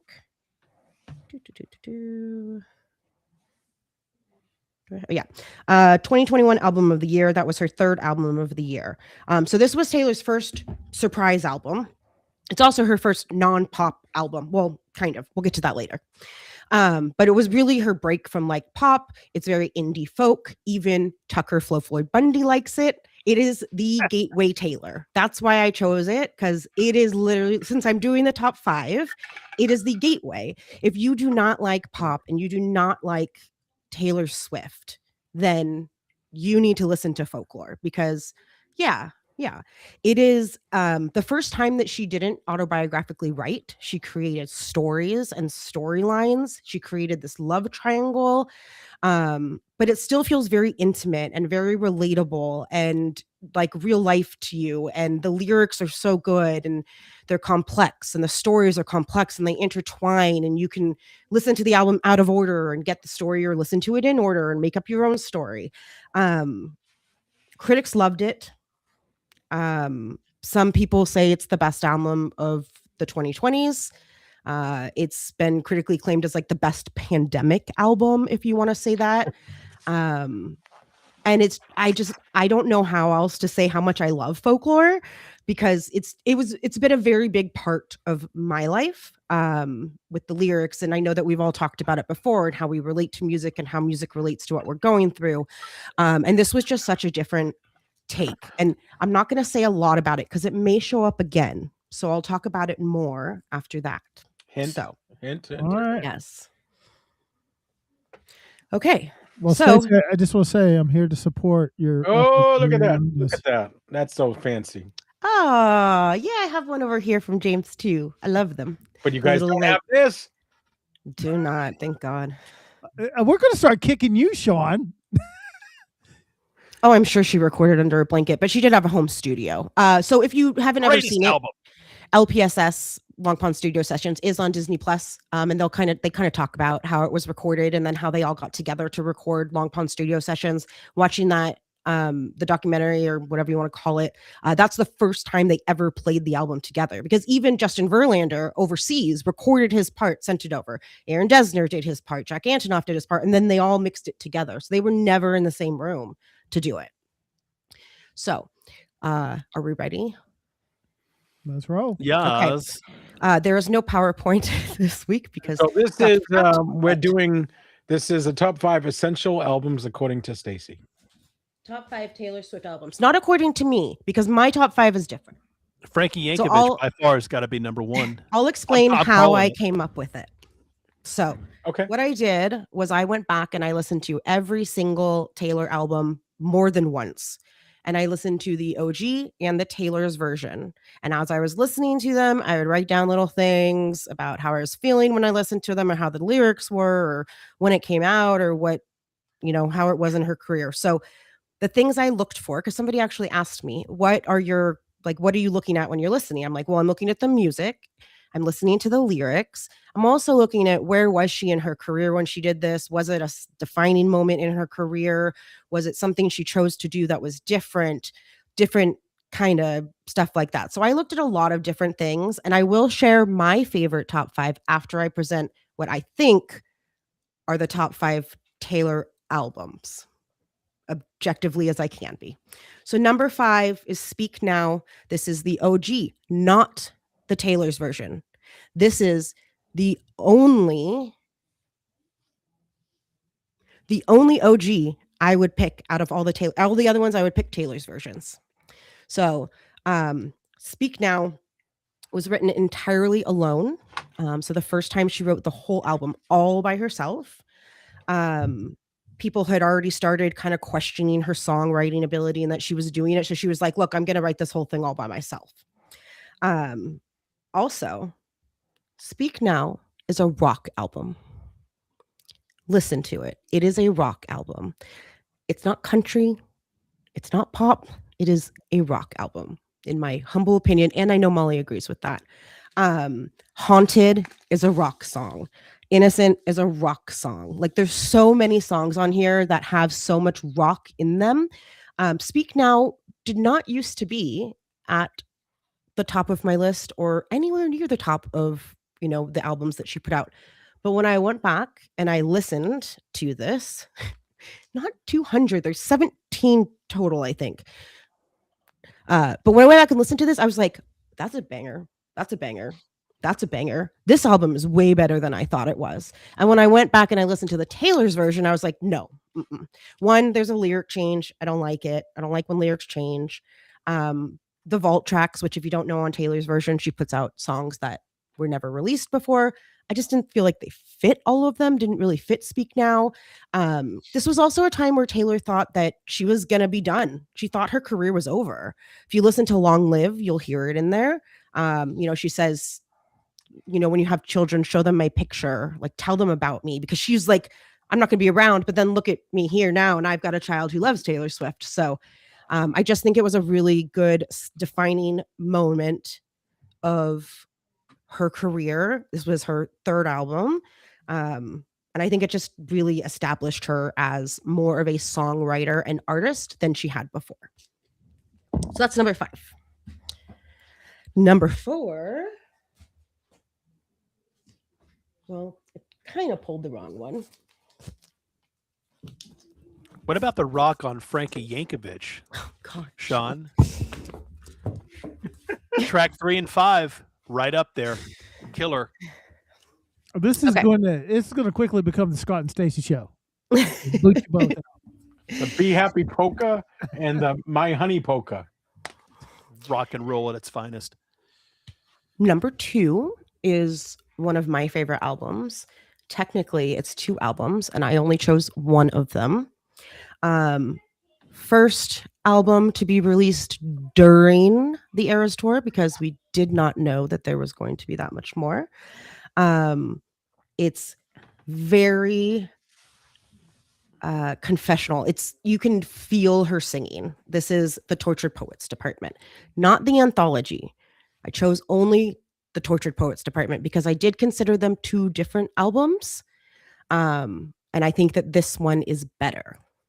So some of the stuff on here that really makes me feel when I listen to it, I Can Fix Him, LOML. So we did a listening party, virtual one. Me, Danny, Molly, our friend Kate, and Shay. And we listened to TTPD when it came out and then stayed and listened to the anthology. And we had to all turn off our cameras after LOML, which is Love of My Life or Loss of My Life stands for. We all had to turn our cameras off. We were all crying. Like, we couldn't do it. It was so emotional to listen to. You can just like feel some of her pain in some of the songs. She was going through a breakup. She was having a fling. Like, there's a lot of stuff going on during the Eras tour that she was writing about. And to think that she wrote 32 songs while she was on tour, before she was on tour, produced it, got it put out all that time. It's just a really big feat. Let's talk about sales. Oh, I don't know if I have that. I didn't really get stuff like that, the sales on it. It sold a ton. Yeah, I mean, they all kind of sold a ton. So yeah, it's love, it's identity, it's grief. I Can Do It With a Broken Heart is an amazing song, and it really speaks to like, if you, all of us, when we do Whatnot shows or do this, like, if you had a bad day, you're still gonna do it. You gotta fake it till you make it, right? You know, if you work in a job where you have to be forward facing or you have to talk on the phone a lot, you got to fake it till you make it. Same thing. So yeah, this is number 4. Her lyrics on this album, her writing on this album is amazing. Number 3. This is where I think people are going to start to be like, what? Number 3 was also released during COVID, just 5 short months after Folklore. This is Evermore. Folklore and Evermore to me are sister albums. Tucker, don't put that in the universe. We don't want them to get divorced or break up. Evermore and Folklore are like sister albums. There is some lore in the Swiftie world that they're the trilogy or the love triangle continues on to Evermore, and you can listen to the 2 albums out of place. And there's actually a whole playlist I have where if you listen to it in order, it's kind of a story. So this is also a storytelling album. But this album takes on some other sort of ideals that I like. So one, this has the National, Bon Iver, and Haim on it. So great features. Evermore is an amazing song. Right Where You Left Me is very good. It's, about being left in a breakup. Like you're not moving. You can't move. You're stuck in your life when something happens, like that feeling that you have. Long story short, it is a song that is basically about addiction and surviving addiction or any other situation. There is some deep, deep meanings on some of these records that I don't think people realize. And so for me, Evermore, number 3, because of the writing, the way it was recorded and produced, the time it was done at. It was a follow-up to her last, Folklore, which was a huge success. But who knew? She made a second kind of indie album. Did people want to like it? She didn't know, but she did it anyways. Tons of good songs on here. I mean, Champagne Problems, 'Tis the Damn Season, which is written about Rebecca Harkness. Not 'Tis the Damn Season. Sorry, I said that wrong. That was on Folklore. I'm mixing things up because I'm nervous. I just want to throw in here. I'll show my bias to my favorite female artist here and say, when I heard those records, I said, "Oh, somebody's been listening to Lana Del Rey."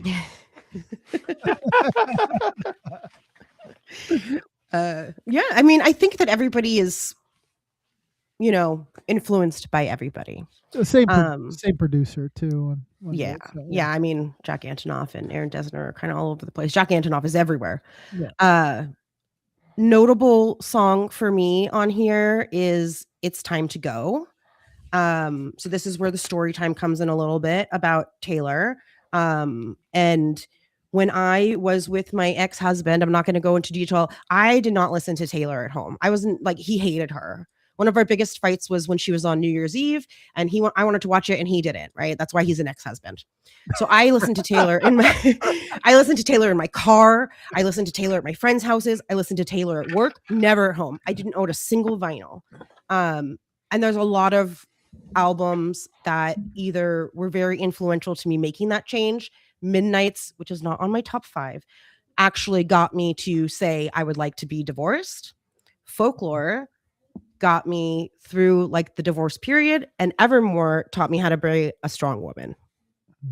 So if you've never heard it or you don't know it, I suggest you listen to it, especially if you don't like Taylor. It's another gateway Taylor. Just make sure you pay attention to those lyrics because they're very good. Okay. Number 2.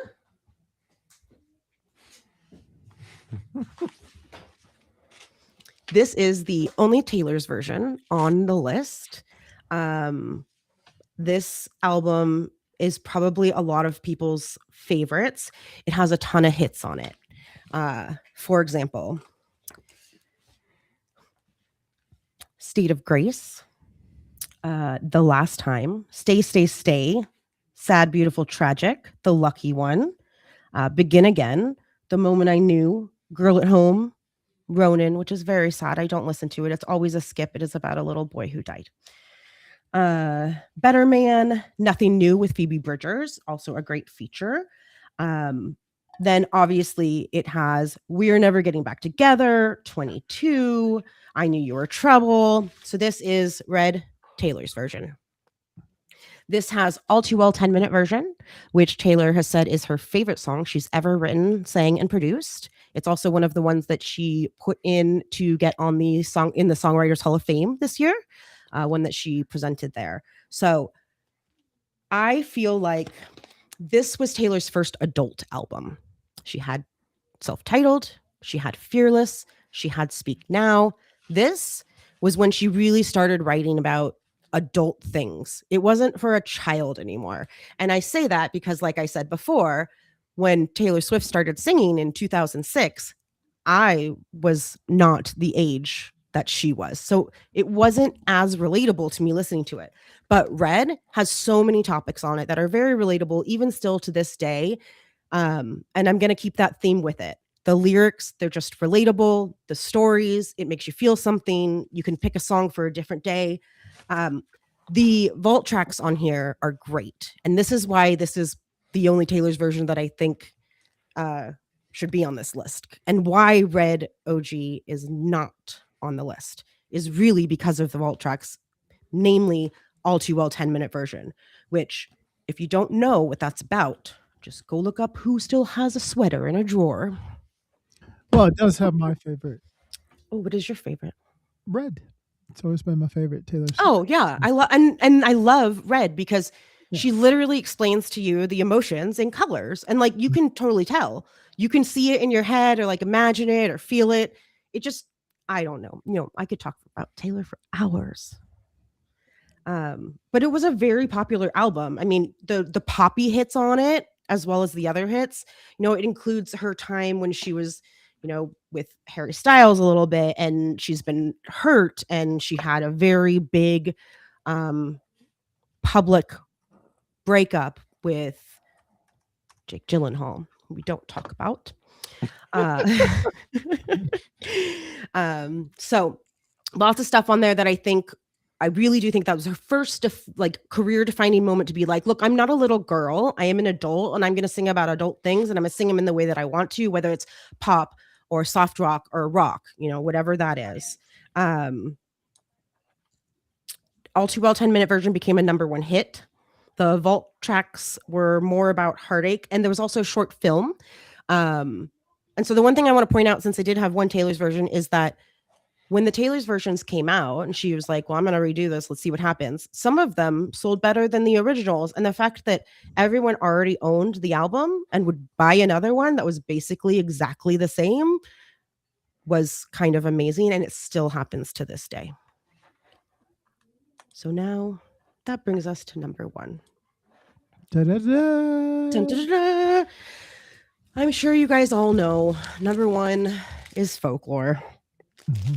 So, like I just said, Folklore was pretty much the album that got me through a bad time, and still gets me through bad times. It's just, it lets you feel your feels.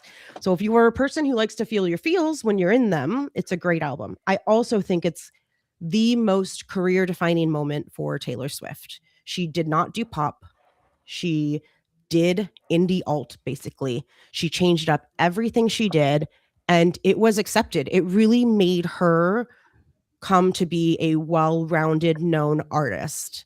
I think that, again, people who don't listen to Taylor or just know who she is or don't like her, whatever they want, you know, the Chads, Dads, and Brads, whoever it is that's like, she can't sing, go listen to Folklore. Go listen to it. Go read the lyrics. You don't even have to listen to it. It's like poetry. I'm going to share one more personal story because it's on this album. There's many things on this album, but one of the songs on this album is called Betty. Now, Betty is a girl in high school with a boyfriend who cheated on her over the summer. But to me, Betty, the song, was a female singing to another female, which up until that time, I had very much suppressed myself that I was bisexual. And I already knew what the story was. Like, I knew what it was about. But to me, I listened to it and I felt like it was a female singing to a female, and it's kind of like hidden, like you don't want anybody to know, and you're not going to kiss me outside the party, and, you know, whatever that may be. And so that was a really big, like, defining moment in my life to do that. And going to the Eras tour and seeing it live, I bawled my eyes out, which, if you know the song Betty, there were people looking at me like, why is she crying during Betty? And I was just like, it's cathartic. And not 24 hours after the concert, I posted on my Facebook that I was bisexual. Like, it was just the Eras tour, all the albums, all the music, all the songs. They just speak to me in a way that other music doesn't necessarily. There are lots of artists that do as well. But that's my top 5. I'm going to tell you guys what my top 5 favorite. Oh, wait, honorable mentions. Yes. Forgot about those. Okay, honorable mentions are Reputation, clearly. Rep, amazing album. Lots of people's number 1 favorite album. It's dark, it's gritty, but it's a love album, as I already said when I presented it the first time I was on. There's lots of love songs on there, even if you don't see it. But also, there's Badass Taylor, getting revenge in a little bit of way. It also has my favorite Taylor song. Thanks, Stanny. I knew you would say that. My favorite Taylor song, which is This Is Why We Can't Have Nice Things, which I got to see as my surprise song in Seattle, amazingly. So that was awesome. Nice. Runner-up. So there's 5 runner-ups. So Reputation, Midnights is next. I feel like, you guys talk about 3 album runs, Folklore, Evermore, Midnights. That's my Taylor 3 album run. It's indie-ish, back to pop-ish with a little bit of something else. I think people are going to be shocked by this one, but my 3rd runner-up is The Life of a Showgirl, which is the newest album. Yeah, see? Look at Scott. Hated it. Yeah, lots of people did, but I think that what she did to make that album is amazing, and I don't know anyone else who could be on this tour that is so demanding and then travel on your off days to Sweden to record an album that I think is her best pop album ever. I think that it is just the poppiest pop album. I love it. I think it's exactly what we needed at this time from her. We did a listening party on Whatnot, and you could probably tell on my face, like, I love, and I love that she's happy, and you can hear it. And I just love that for her too. So I think that feels a little bit like it helps because you can tell that she's happy and that she's in love and that she's doing things. And I think that she took a little bit of her power back with The Life of a Showgirl. From, Tortured Poets Department was very sad and melancholy. And she was like, no, I'm happy. I'm going to do this album and everybody's going to dance to it. And it's going to be great. Like, I can't get this album out of my head. And that's why I put it there. And then number 4 and 5 are the same album, 1989. Taylor's version first, OG second. The Taylor's version, the music production for me is so much better. It's more synthy, it's more poppy, it hits harder. 1989 though is just a classic pop album. It's, it was country and then Red, and then 1989 she puts out this huge pop album. So, but Taylor's version, again, I think the production was done really well. I think that the vault tracks were really good. And so that's why that's my last of the runner-up. But I will tell you guys what my actual favorites are because they are not the same. So my favorite, yes, same number 1, Folklore, LPSS. Number 2, Reputation. Number 3, Evermore. 4 is TTPD. 5 is The Life of a Showgirl. 6 is Midnights.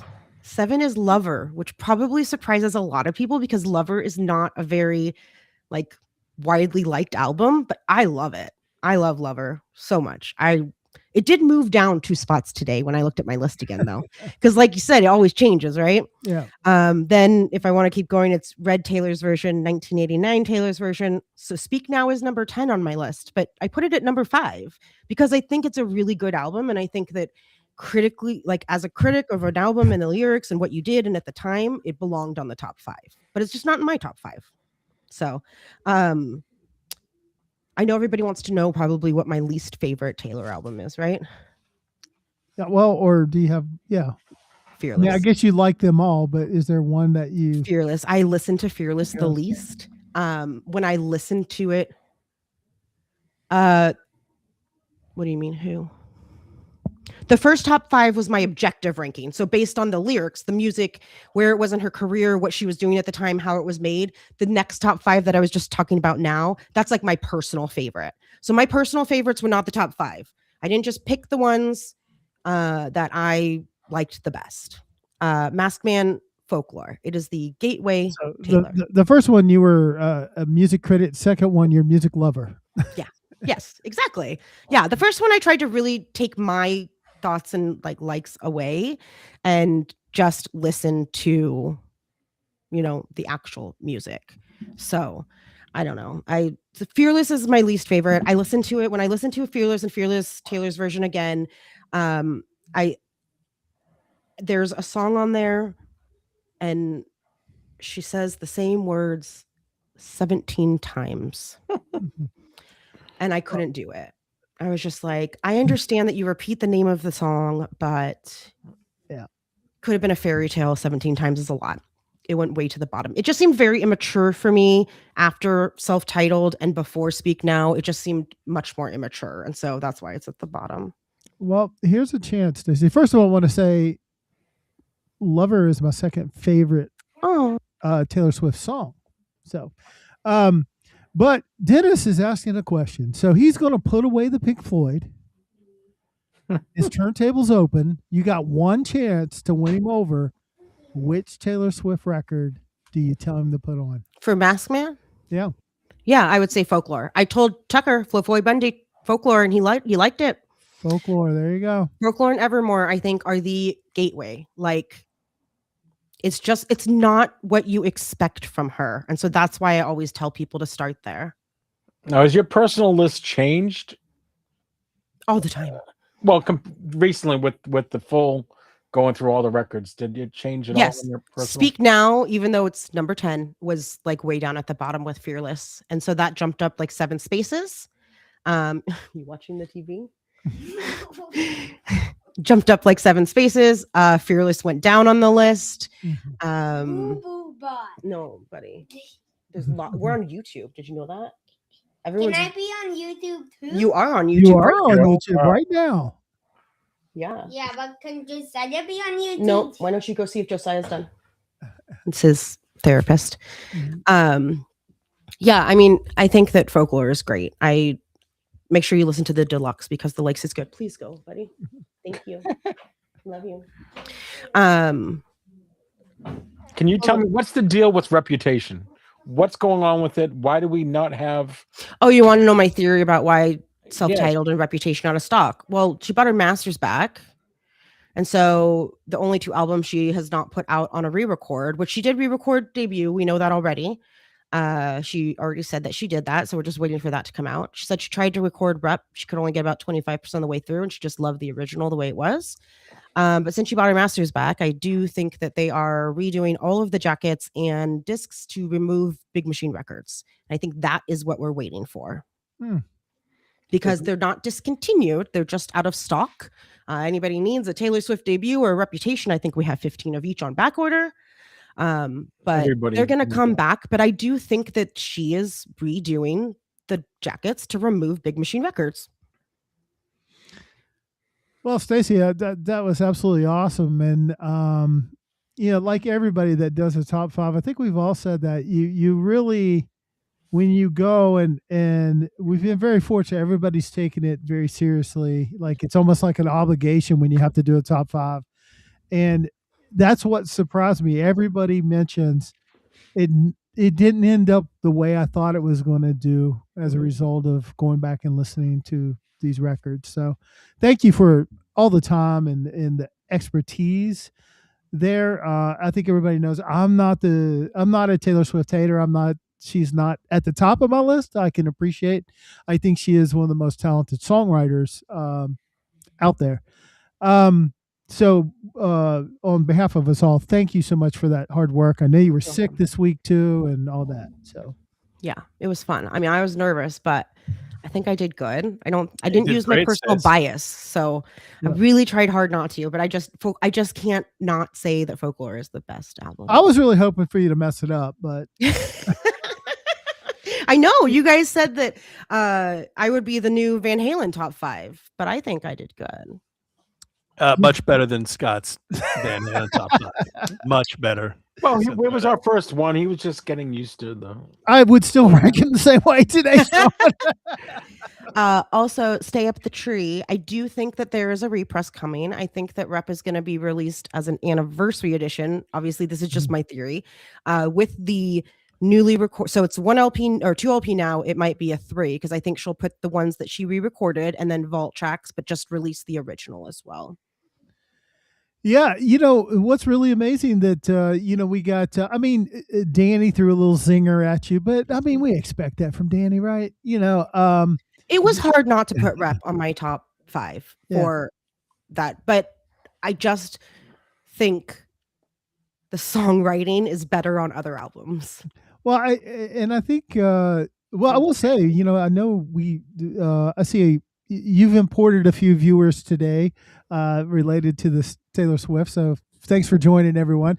But, Shark's wife, my wife, I think they're both big Taylor Swift fans, and they're not squawking. So much to my disappointment, you did outstanding. Thank you. Yeah, I think I'm only missing 2 albums now, Reputation, and I forget what the other one is. I need Reputation, too. I need 2 copies. I need one for me and one for my granddaughter. So. Well, I'll put you on the pre-order list. Yeah. A lot waiting, but I don't know when they're going to be out. We asked. They didn't know either. The distributor doesn't know. We heard a rumor about this month, but when we asked, they're like, we have no idea. So, but I do think it's coming back. I don't think it's gone forever. FYI, if you are looking for them, please don't go pay an enormous amount unless the whole Big Machine Records thing is coming off, and so you want what's going to be considered a first press now. So there you go. My boss says you did a great job. Thank you. I think there was a question too, but I missed it.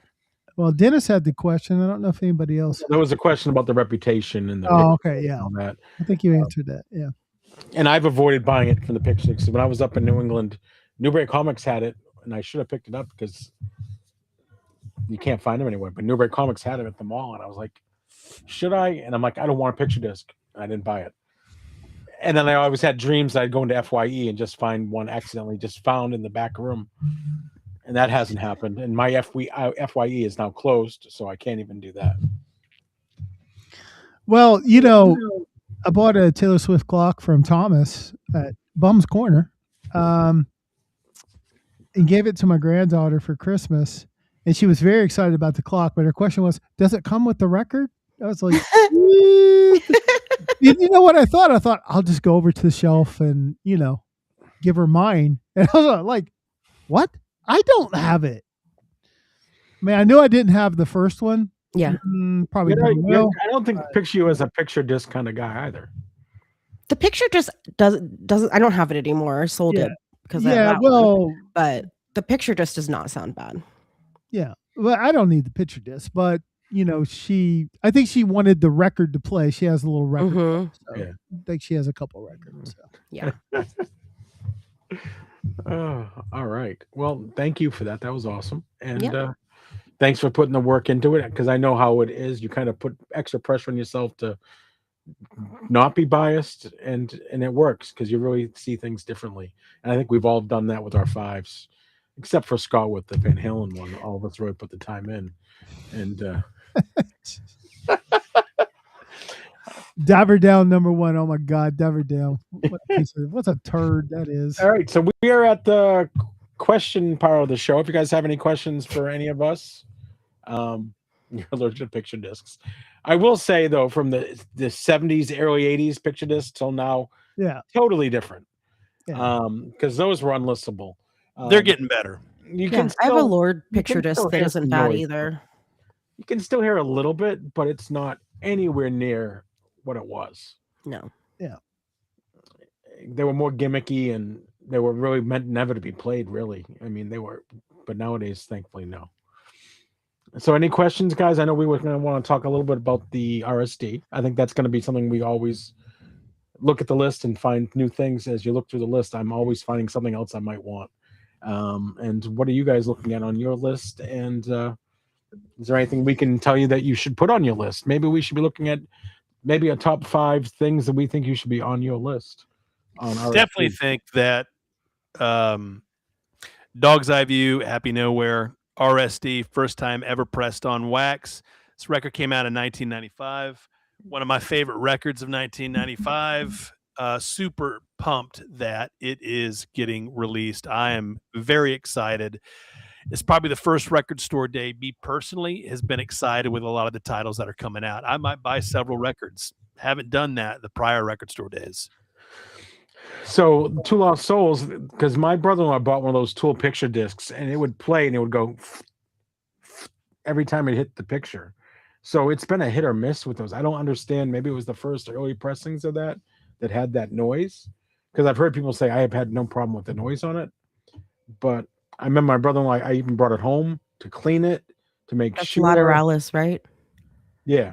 Yeah, we sold one of those, and I think it was fine too. Yeah, I sold 2 of them, and I always put a disclaimer like it could have some noise because it is a picture disc, but my brother-in-law's, no matter, it hits the bodies on the thing and just each time. But luckily, yeah, and I saw there is a professional one, and the professional long hair I didn't notice till like the 4th time looking through the list. I didn't put it on my list to buy this time around because I have so many other things I might want that I'm trying to behave.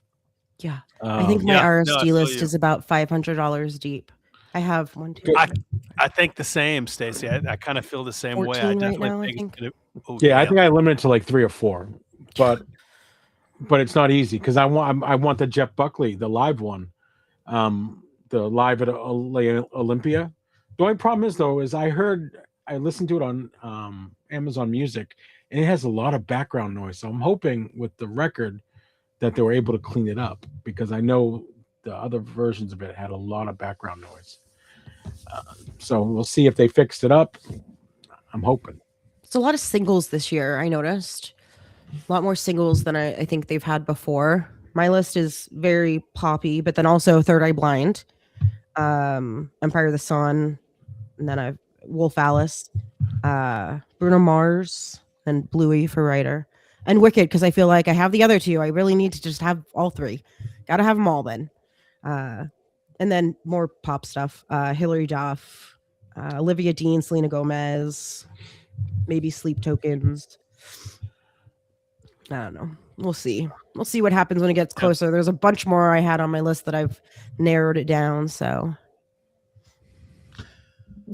well, for me, I have to keep looking at the list. Originally, I had stuff on there enough. There was enough on there where I said, okay, I might just have to go very early in the morning and see if I can get Jeremy to go with me so we can trade off going to the car and getting warmed up and all that. But I mean, every time there's a new Collective Soul record, I get excited. I love Collective Soul. Yeah, and there's the Bryan Adams.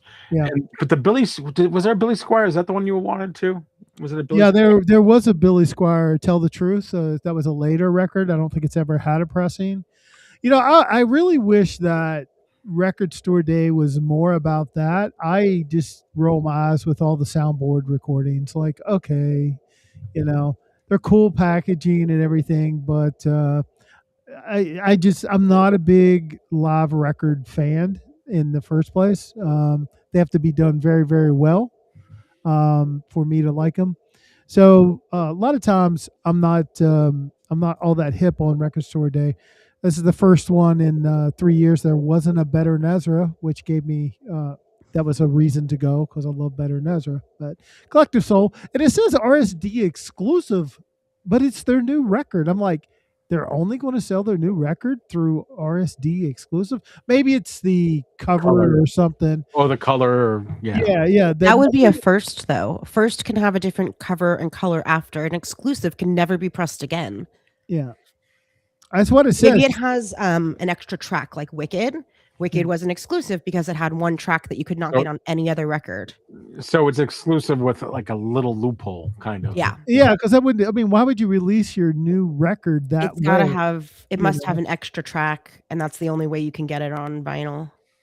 Yeah, the Paramore record is kind of interesting too. And, you know, I mean, there's several on there that would be worth probably effort. I think it's been a couple years since I've actually went early in the morning.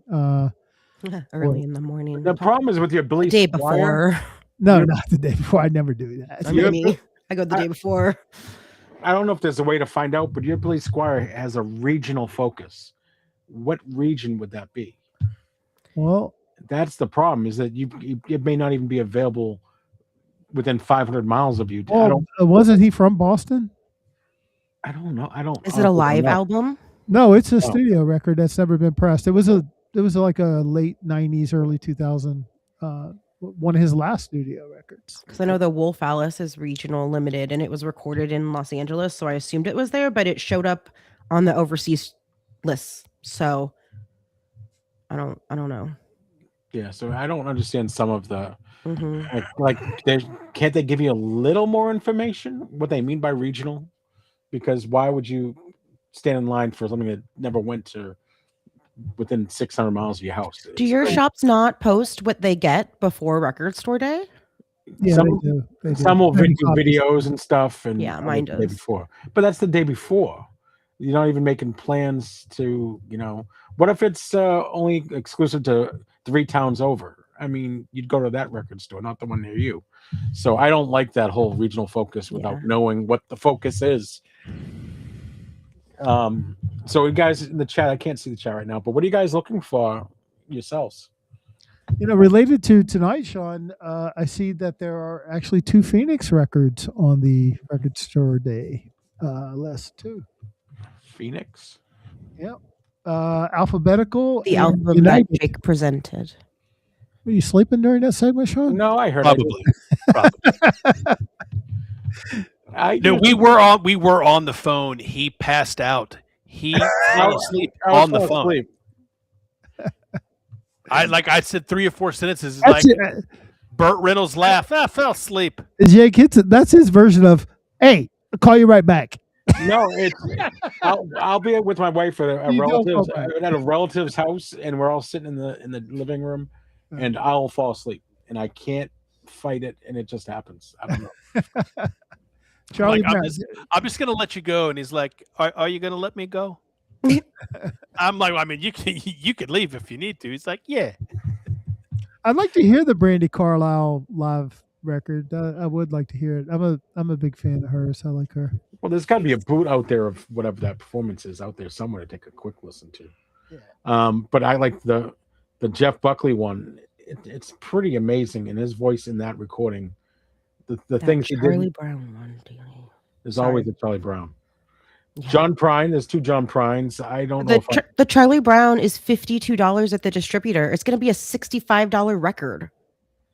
Yeah, there's a people that collected, like, religiously collect those now. Yeah. So they have a huge following. So they can. I mean, I want it because it's a baseball mitt, but I don't want it for $60. Yeah. And then we have the RSD, the 3-inch mini turntable. I know Retta is wanting that one because she's a big Stones fan. But after looking at my 3-inch record here, and I'm not that thrilled by them. But if you got the record player, they play real good, Sean. Well, yeah, but it looks like you printed it on your 3D printer. It print the thing. Maybe I can do that. Make my own.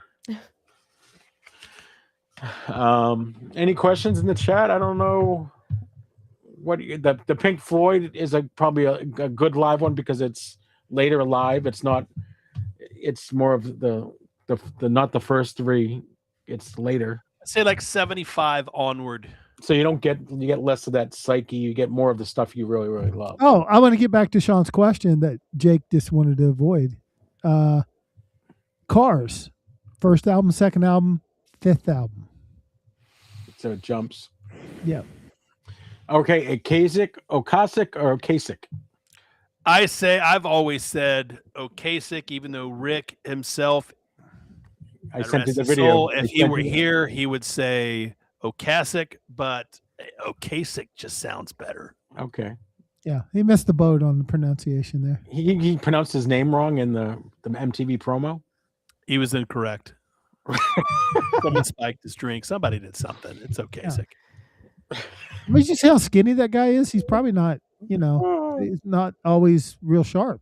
So what do you guys think Now the big sleeper in RSD is It's going like to be? Bon Iver, right? Bon Iver. I like Bon Iver better. Yeah, than but if Bon you Iver. just talk to him and he tells you how to pronounce it, how do you not pronounce it the way he told you I to? just be like, can I just call you Justin Vernon? He probably yeah. No, he'd probably be like, no, don't call me Justin Vernon. That's only reserved for certain people. Yeah, I am Bon Iver. Sean. But he's like, you can call me Justin Vernon because I know who you are, Mr. Yankovic.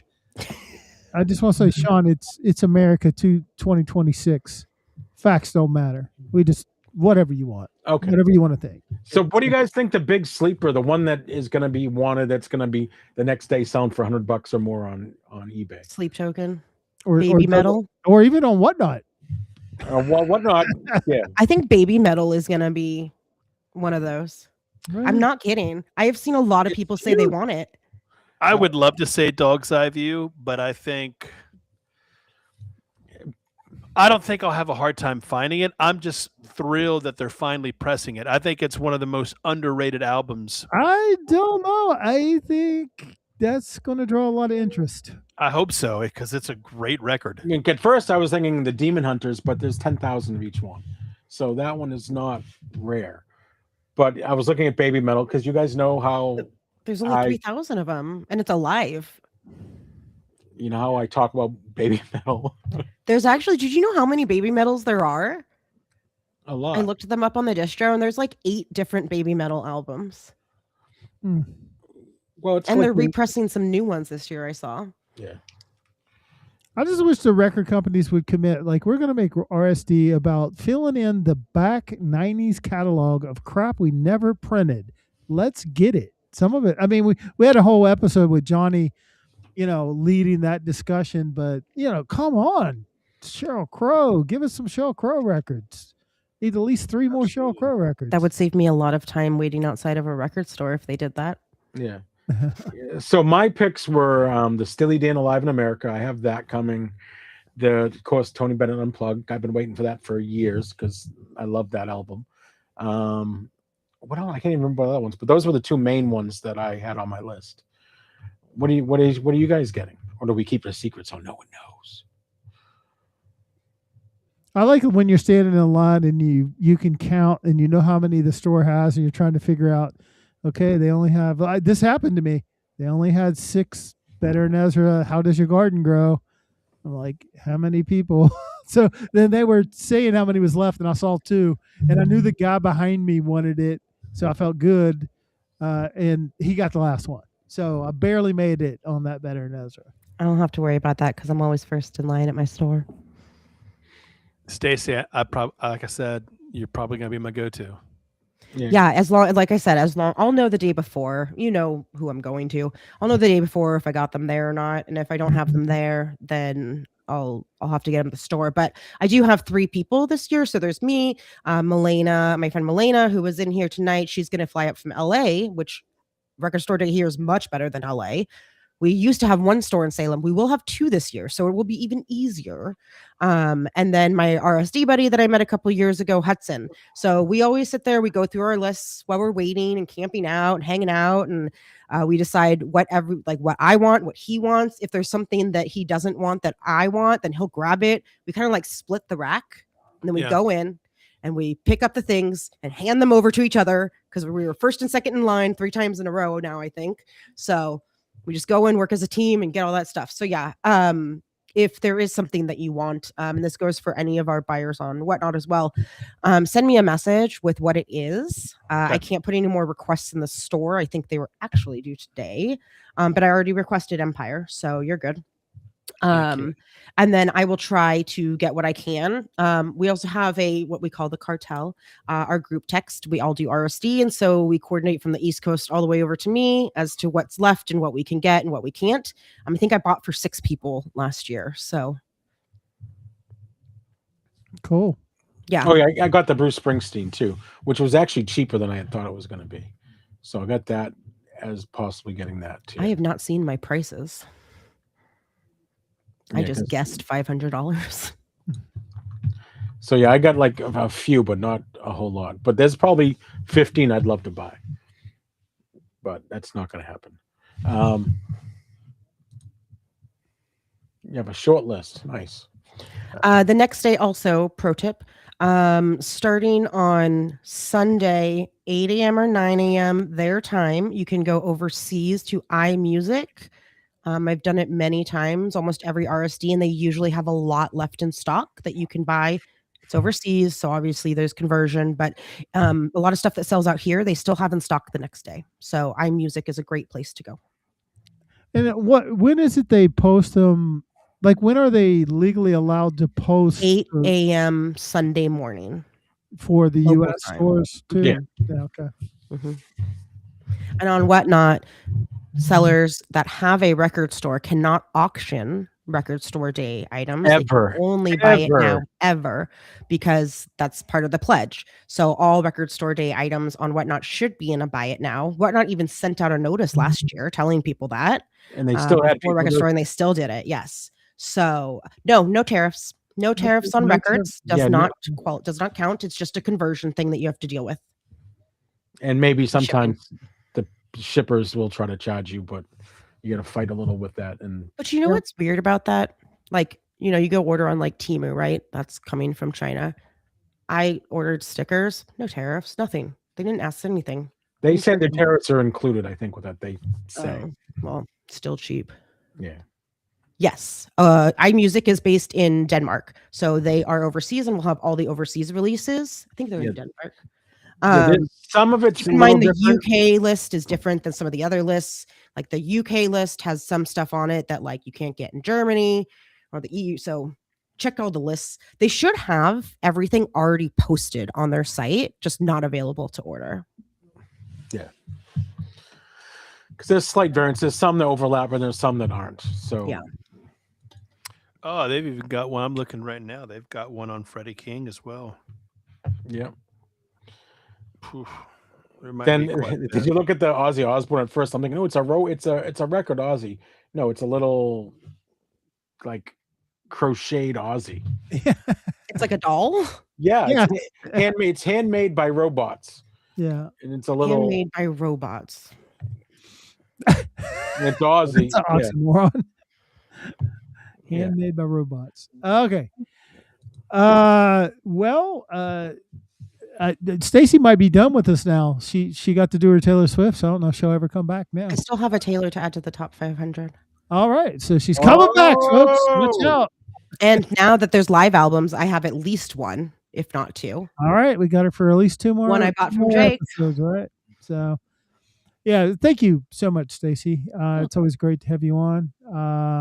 You're the third episode person. Let's talk about what's coming up. So next week is Josh, the Devolutionator, is on. Like Josh knows so much about music. It's like me and him, we have a lot of the same taste. So we were really geeking out over the 90s rock stuff when I ate lunch with him at the record fair recently. So looking forward to that. And so you're saying next week I can watch the episode on Friday at 2 times speed. You'll enjoy it. Let's see. And then the next episode would be in March, and we actually do not have a confirmation from Wes. Did you talk to him, Jake, or what dates are open? Well, the one that's really open is the week after next. My live album, Stay Up the Tree, would not be Lover Live. The 5th. Is it the 5th? The 5th he could probably do. We'll reach out to him. Yeah, just tell him we really need to. I mean, because if we've got to find somebody else, then I need some time to work that out. And then the 12th, it's Kim. Yeah. That's not Kim's sticker. Yeah, it is. That's the sticker for her palette episode of Rachel's Records show she did. So check it out on YouTube. Oh, the YouTube, yeah.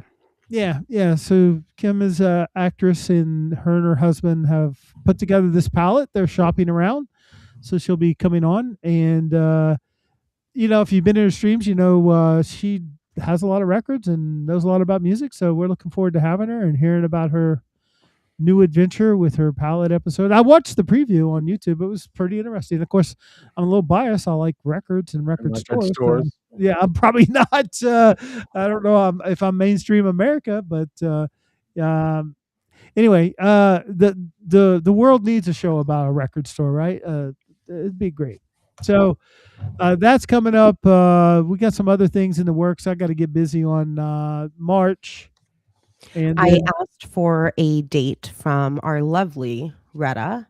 Yeah. Told her that I know she's adverse, but I think I got her. She's going to do it.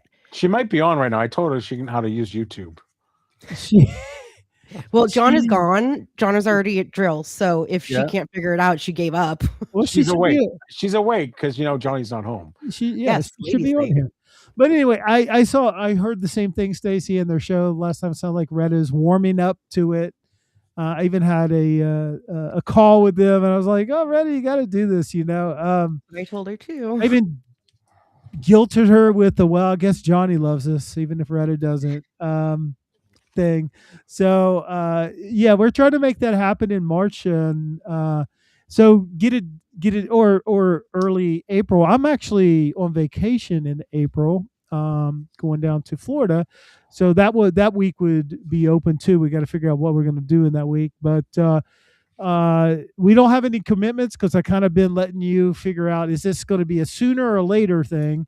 Yeah, it might just not be able to be on a Thursday is my thought, unless it's spring break for the kiddo for Retta. Well, there's no magic about that part of it. It's just we'll get the word out through social and our show. I have all 4 players. I can announce who the 4 will be. Yeah, who are they going to be? Okay, so it's me, Molly Vinyl, who does not sell on Whatnot, but has a very large Instagram presence, and Amy from Eskino's Vinyl, and then Retta from Channel 910.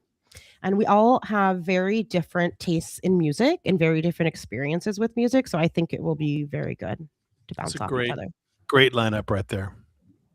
All right. So just let me know, Stacey, and we'll nail something down. And that would it'd be fine. I think there might be times when we can't do it on a Thursday too. But so far, it's worked out pretty good on Thursday night. So.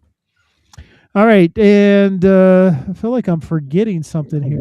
So upcoming shows, guys. What do you guys got going on Whatnot this coming week? I know Scott has something going on. I got this little thing I'm throwing together down here. Oh, my God, these big shows. Like, I know people love them, and it's so fun to have all these cool grails. And Jim and I, Retro Retreat, have been holding on to some of these records since January 10th. That's when we did the first buy. We did 4 or 5 buys for the show. So, actually, as I'm on the podcast, Jim is back in the back room slaving away. I finally got that unpaid intern sweatshop. So he's back there working the V-bars and sleeving and all that. So we got a Japanese grail, got a couple other, we've got some classic records. So I guess we got a grail show Saturday night, 7 p.m. till midnight here on not here, actually on Whatnot, but it'll be me and Jim live, and with the assist by Devo. Devo's coming over. Devo lives near me. He's coming out, and he's actually going to he's going to be our warm-up act. He's going to do a show from my family room here, and then he's going to raid into Jim and I, and we're going to go at it for 5 hours and try to sell 200 records and be absolutely exhausted the next day, I'm sure. So anyway, stop by if you there's some $5 deals in there. We got like 43 $5 starts. I think the kind of cool idea we came up with is we're gonna load the buy now when the show starts and give you probably 20 minutes to buy from the buy now. We're not going to run an auction. Then we're going to do a buyer's giveaway for everybody that bought from the buy now. So that part. Yeah, not everything's in the shop yet, Terry. Yeah, there's only about 20 records left to add to the shop. Probably 10 of them are jazz, but most of the heavy hitting stuff is already out there. Now the buy now, there will be 100, and you won't. It's not that they're a secret. You just won't know what they are till we load them. They're loaded in a private show right now, which we will then clone into the show when it starts. It's kind of cool. Yeah, it's like a first come first serve. Get it while you can. Yeah. Yeah, and we drop prices 10% on all the buy now stuff, and there'll be some good deals there. So anyway, thank you, Sean, for the opportunity. And I'll be on Saturday morning selling the exact opposites of what they're selling. I'm going to go through some more of my $3 VG stuff with some sealed stuff in the buy now or whatever, but some sealed stuff. And then, of course, on Sunday, I'm on every Sunday. That's what I do. Stacey, I know you kind of been out of the loop for the past week. Since you're feeling better, when are we seeing you go on again? We will be on Sunday at our usual time, 6:30 Eastern. Not sure about tomorrow yet for a Friday Find show, which if you guys don't know, Sean does it sometimes and we do it sometimes. A show on Friday evenings just to hang out. We don't sell anything. We just listen to new music that we don't know. We let everybody in the chat can suggest any song they want and any artist, and we'll play it and then we'll talk about it. Last time we discovered so many artists, even an Indian group. That was amazing. So sometimes we do that on Fridays. But Sunday, we will have new stuff. Brought up my little list because I can't remember everything. We'll have Joe Jonas, Cake. We're bringing 3 Cake albums, Wu-Tang Clan. We have 3 Bad Bunnies, 2 of the blue ones and 1 of the white one. Bullet for My Valentine. We have Weezer, Lauryn Hill, Pearl Jam, Blur, and then Speak Now OG. What a great time for that to be restocked in our store, because I just presented it as number 5 in the top 5. Speak Now OG is restocked.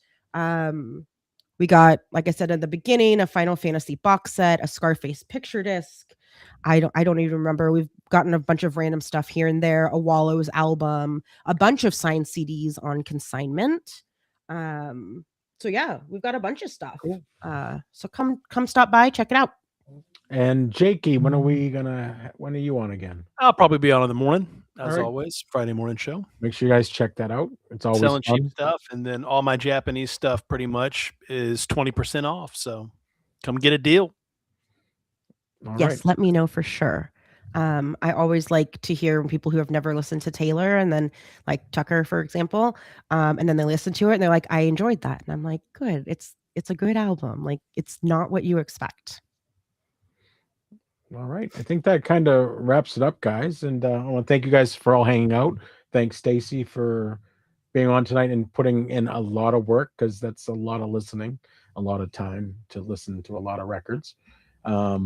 Jake introducing a record I've never heard of at all, and I can't remember the name of it. But so proud of Jake for Phoenix. Wolfgang Amadeus Phoenix is what you will listen to, and you will love it. I'm sure I will. And then remember it. It's really good. Yeah. And next time, listen to MGMT too.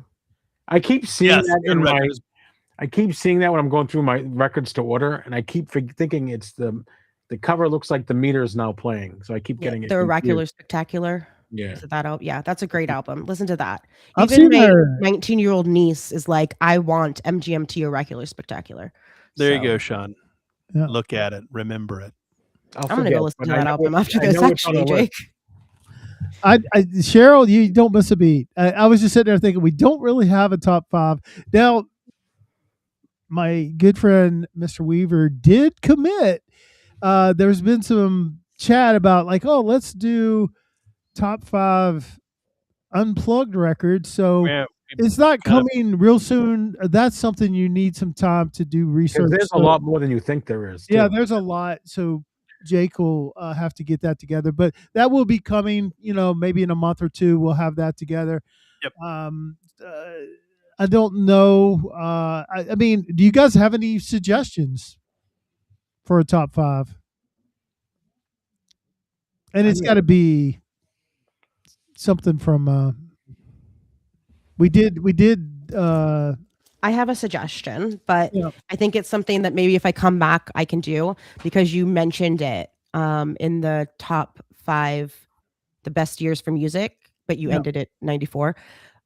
Maybe I could do the top 5 years for music 2000 and forward. I've actually started researching. Oh, yes, that would be so good, because then if we knocked out the greatest years, those 2000 years would have a chance. I've already started listening. I started listening to 2000, 2001, and 2002, and I've thoroughly enjoyed it because it takes me back to when I was I graduated high school in 2000. So it is literally like a whole adulthood that I would listen to figure it out. So I'm happy to do that if I come back again. I'm sorry, when I come back again. Yeah. No, if you come back again, Stacey. Of course, you're always welcome. REM. Okay. Yeah, you guys throw out you got a couple more seconds here to throw out some. Have you done the Doors? Top 5 album covers. Dennis, I'll tell you what, you're the Whatnot resident graphic artist expert. Won't you come on 3 Men on the Record and you present the top 5 album covers? Yeah. There's your invitation, my friend. I had discussed top 5 worst covers. Yeah. Frankie Yankovic, FYI, is probably top 5 Universal. That record, Sean, is huge in the upper Midwest. This cover is horrible. It looks like she has an Adam's apple. It is so bad. She looks like an alien. I'm telling you. Show that record again, Sean. I hear it's huge up in the Yucatan Peninsula. Yeah, the top Unplugged is going to get done by Jake. So that's not next week, but he is committed to do that. We'll do it. She has an Adam's apple. It's the worst thing ever. Top 5 soundtracks. That would be a good one. Be a good one. That one's kind of hard though too. It's like what era, what year, what. Sean, you never say a top 5 is easy. Well, that one I don't find easy because it's way too many movies. I mean, that one you're talking a pool of 100. Emerson, Lake and Palmer. Some good ones. I'm not your man for that. I am not. Prague is not my thing. Although they do have one of the worst album covers. ELO, I see you, Thomas. I gotta think. All right, I'm gonna go because I feel most confident. It's gonna be a busy week for me with the show, and then the packing is gonna be massive for that show. So I'm going to go REM, top 5 REM next week. All right. Smashing Pumpkins is another good one to do. That would be up Jake's alley. Yeah. Yeah, I like the Pumpkins. I don't know. Are you gonna do Oasis, or did you already do Oasis? Oh God, no. What, the top one? With Oasis, too, so. it's not hard.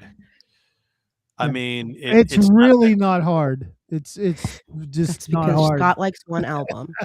I didn't even know there was more than one album. Their first 2, you can't. I thought it was a compilation. The Master Plan is probably one of the best B-side comps ever put together. Any band, probably one band that has better B-sides than some of their other hits. I know how to get Danny on the podcast. What's top that? 5 Blink 182. Okay. They have 5 records? He has, I don't know how many. Oh, yeah, they have way more than 5. And I think Stay he Up has the Tree. Yeah, I would say Gish, Siamese Dream, and I'd say Melancholy. I'd say those 3. There you go. There's the list. There you go. That one's done. Top 5. Those are probably my 3. I got you, Thomas. I just don't know. Here's the problem. Would ELO appeal to a broad base of the audience? I would be glad to do it. I love ELO, but it's definitely one of the best greatest hits albums.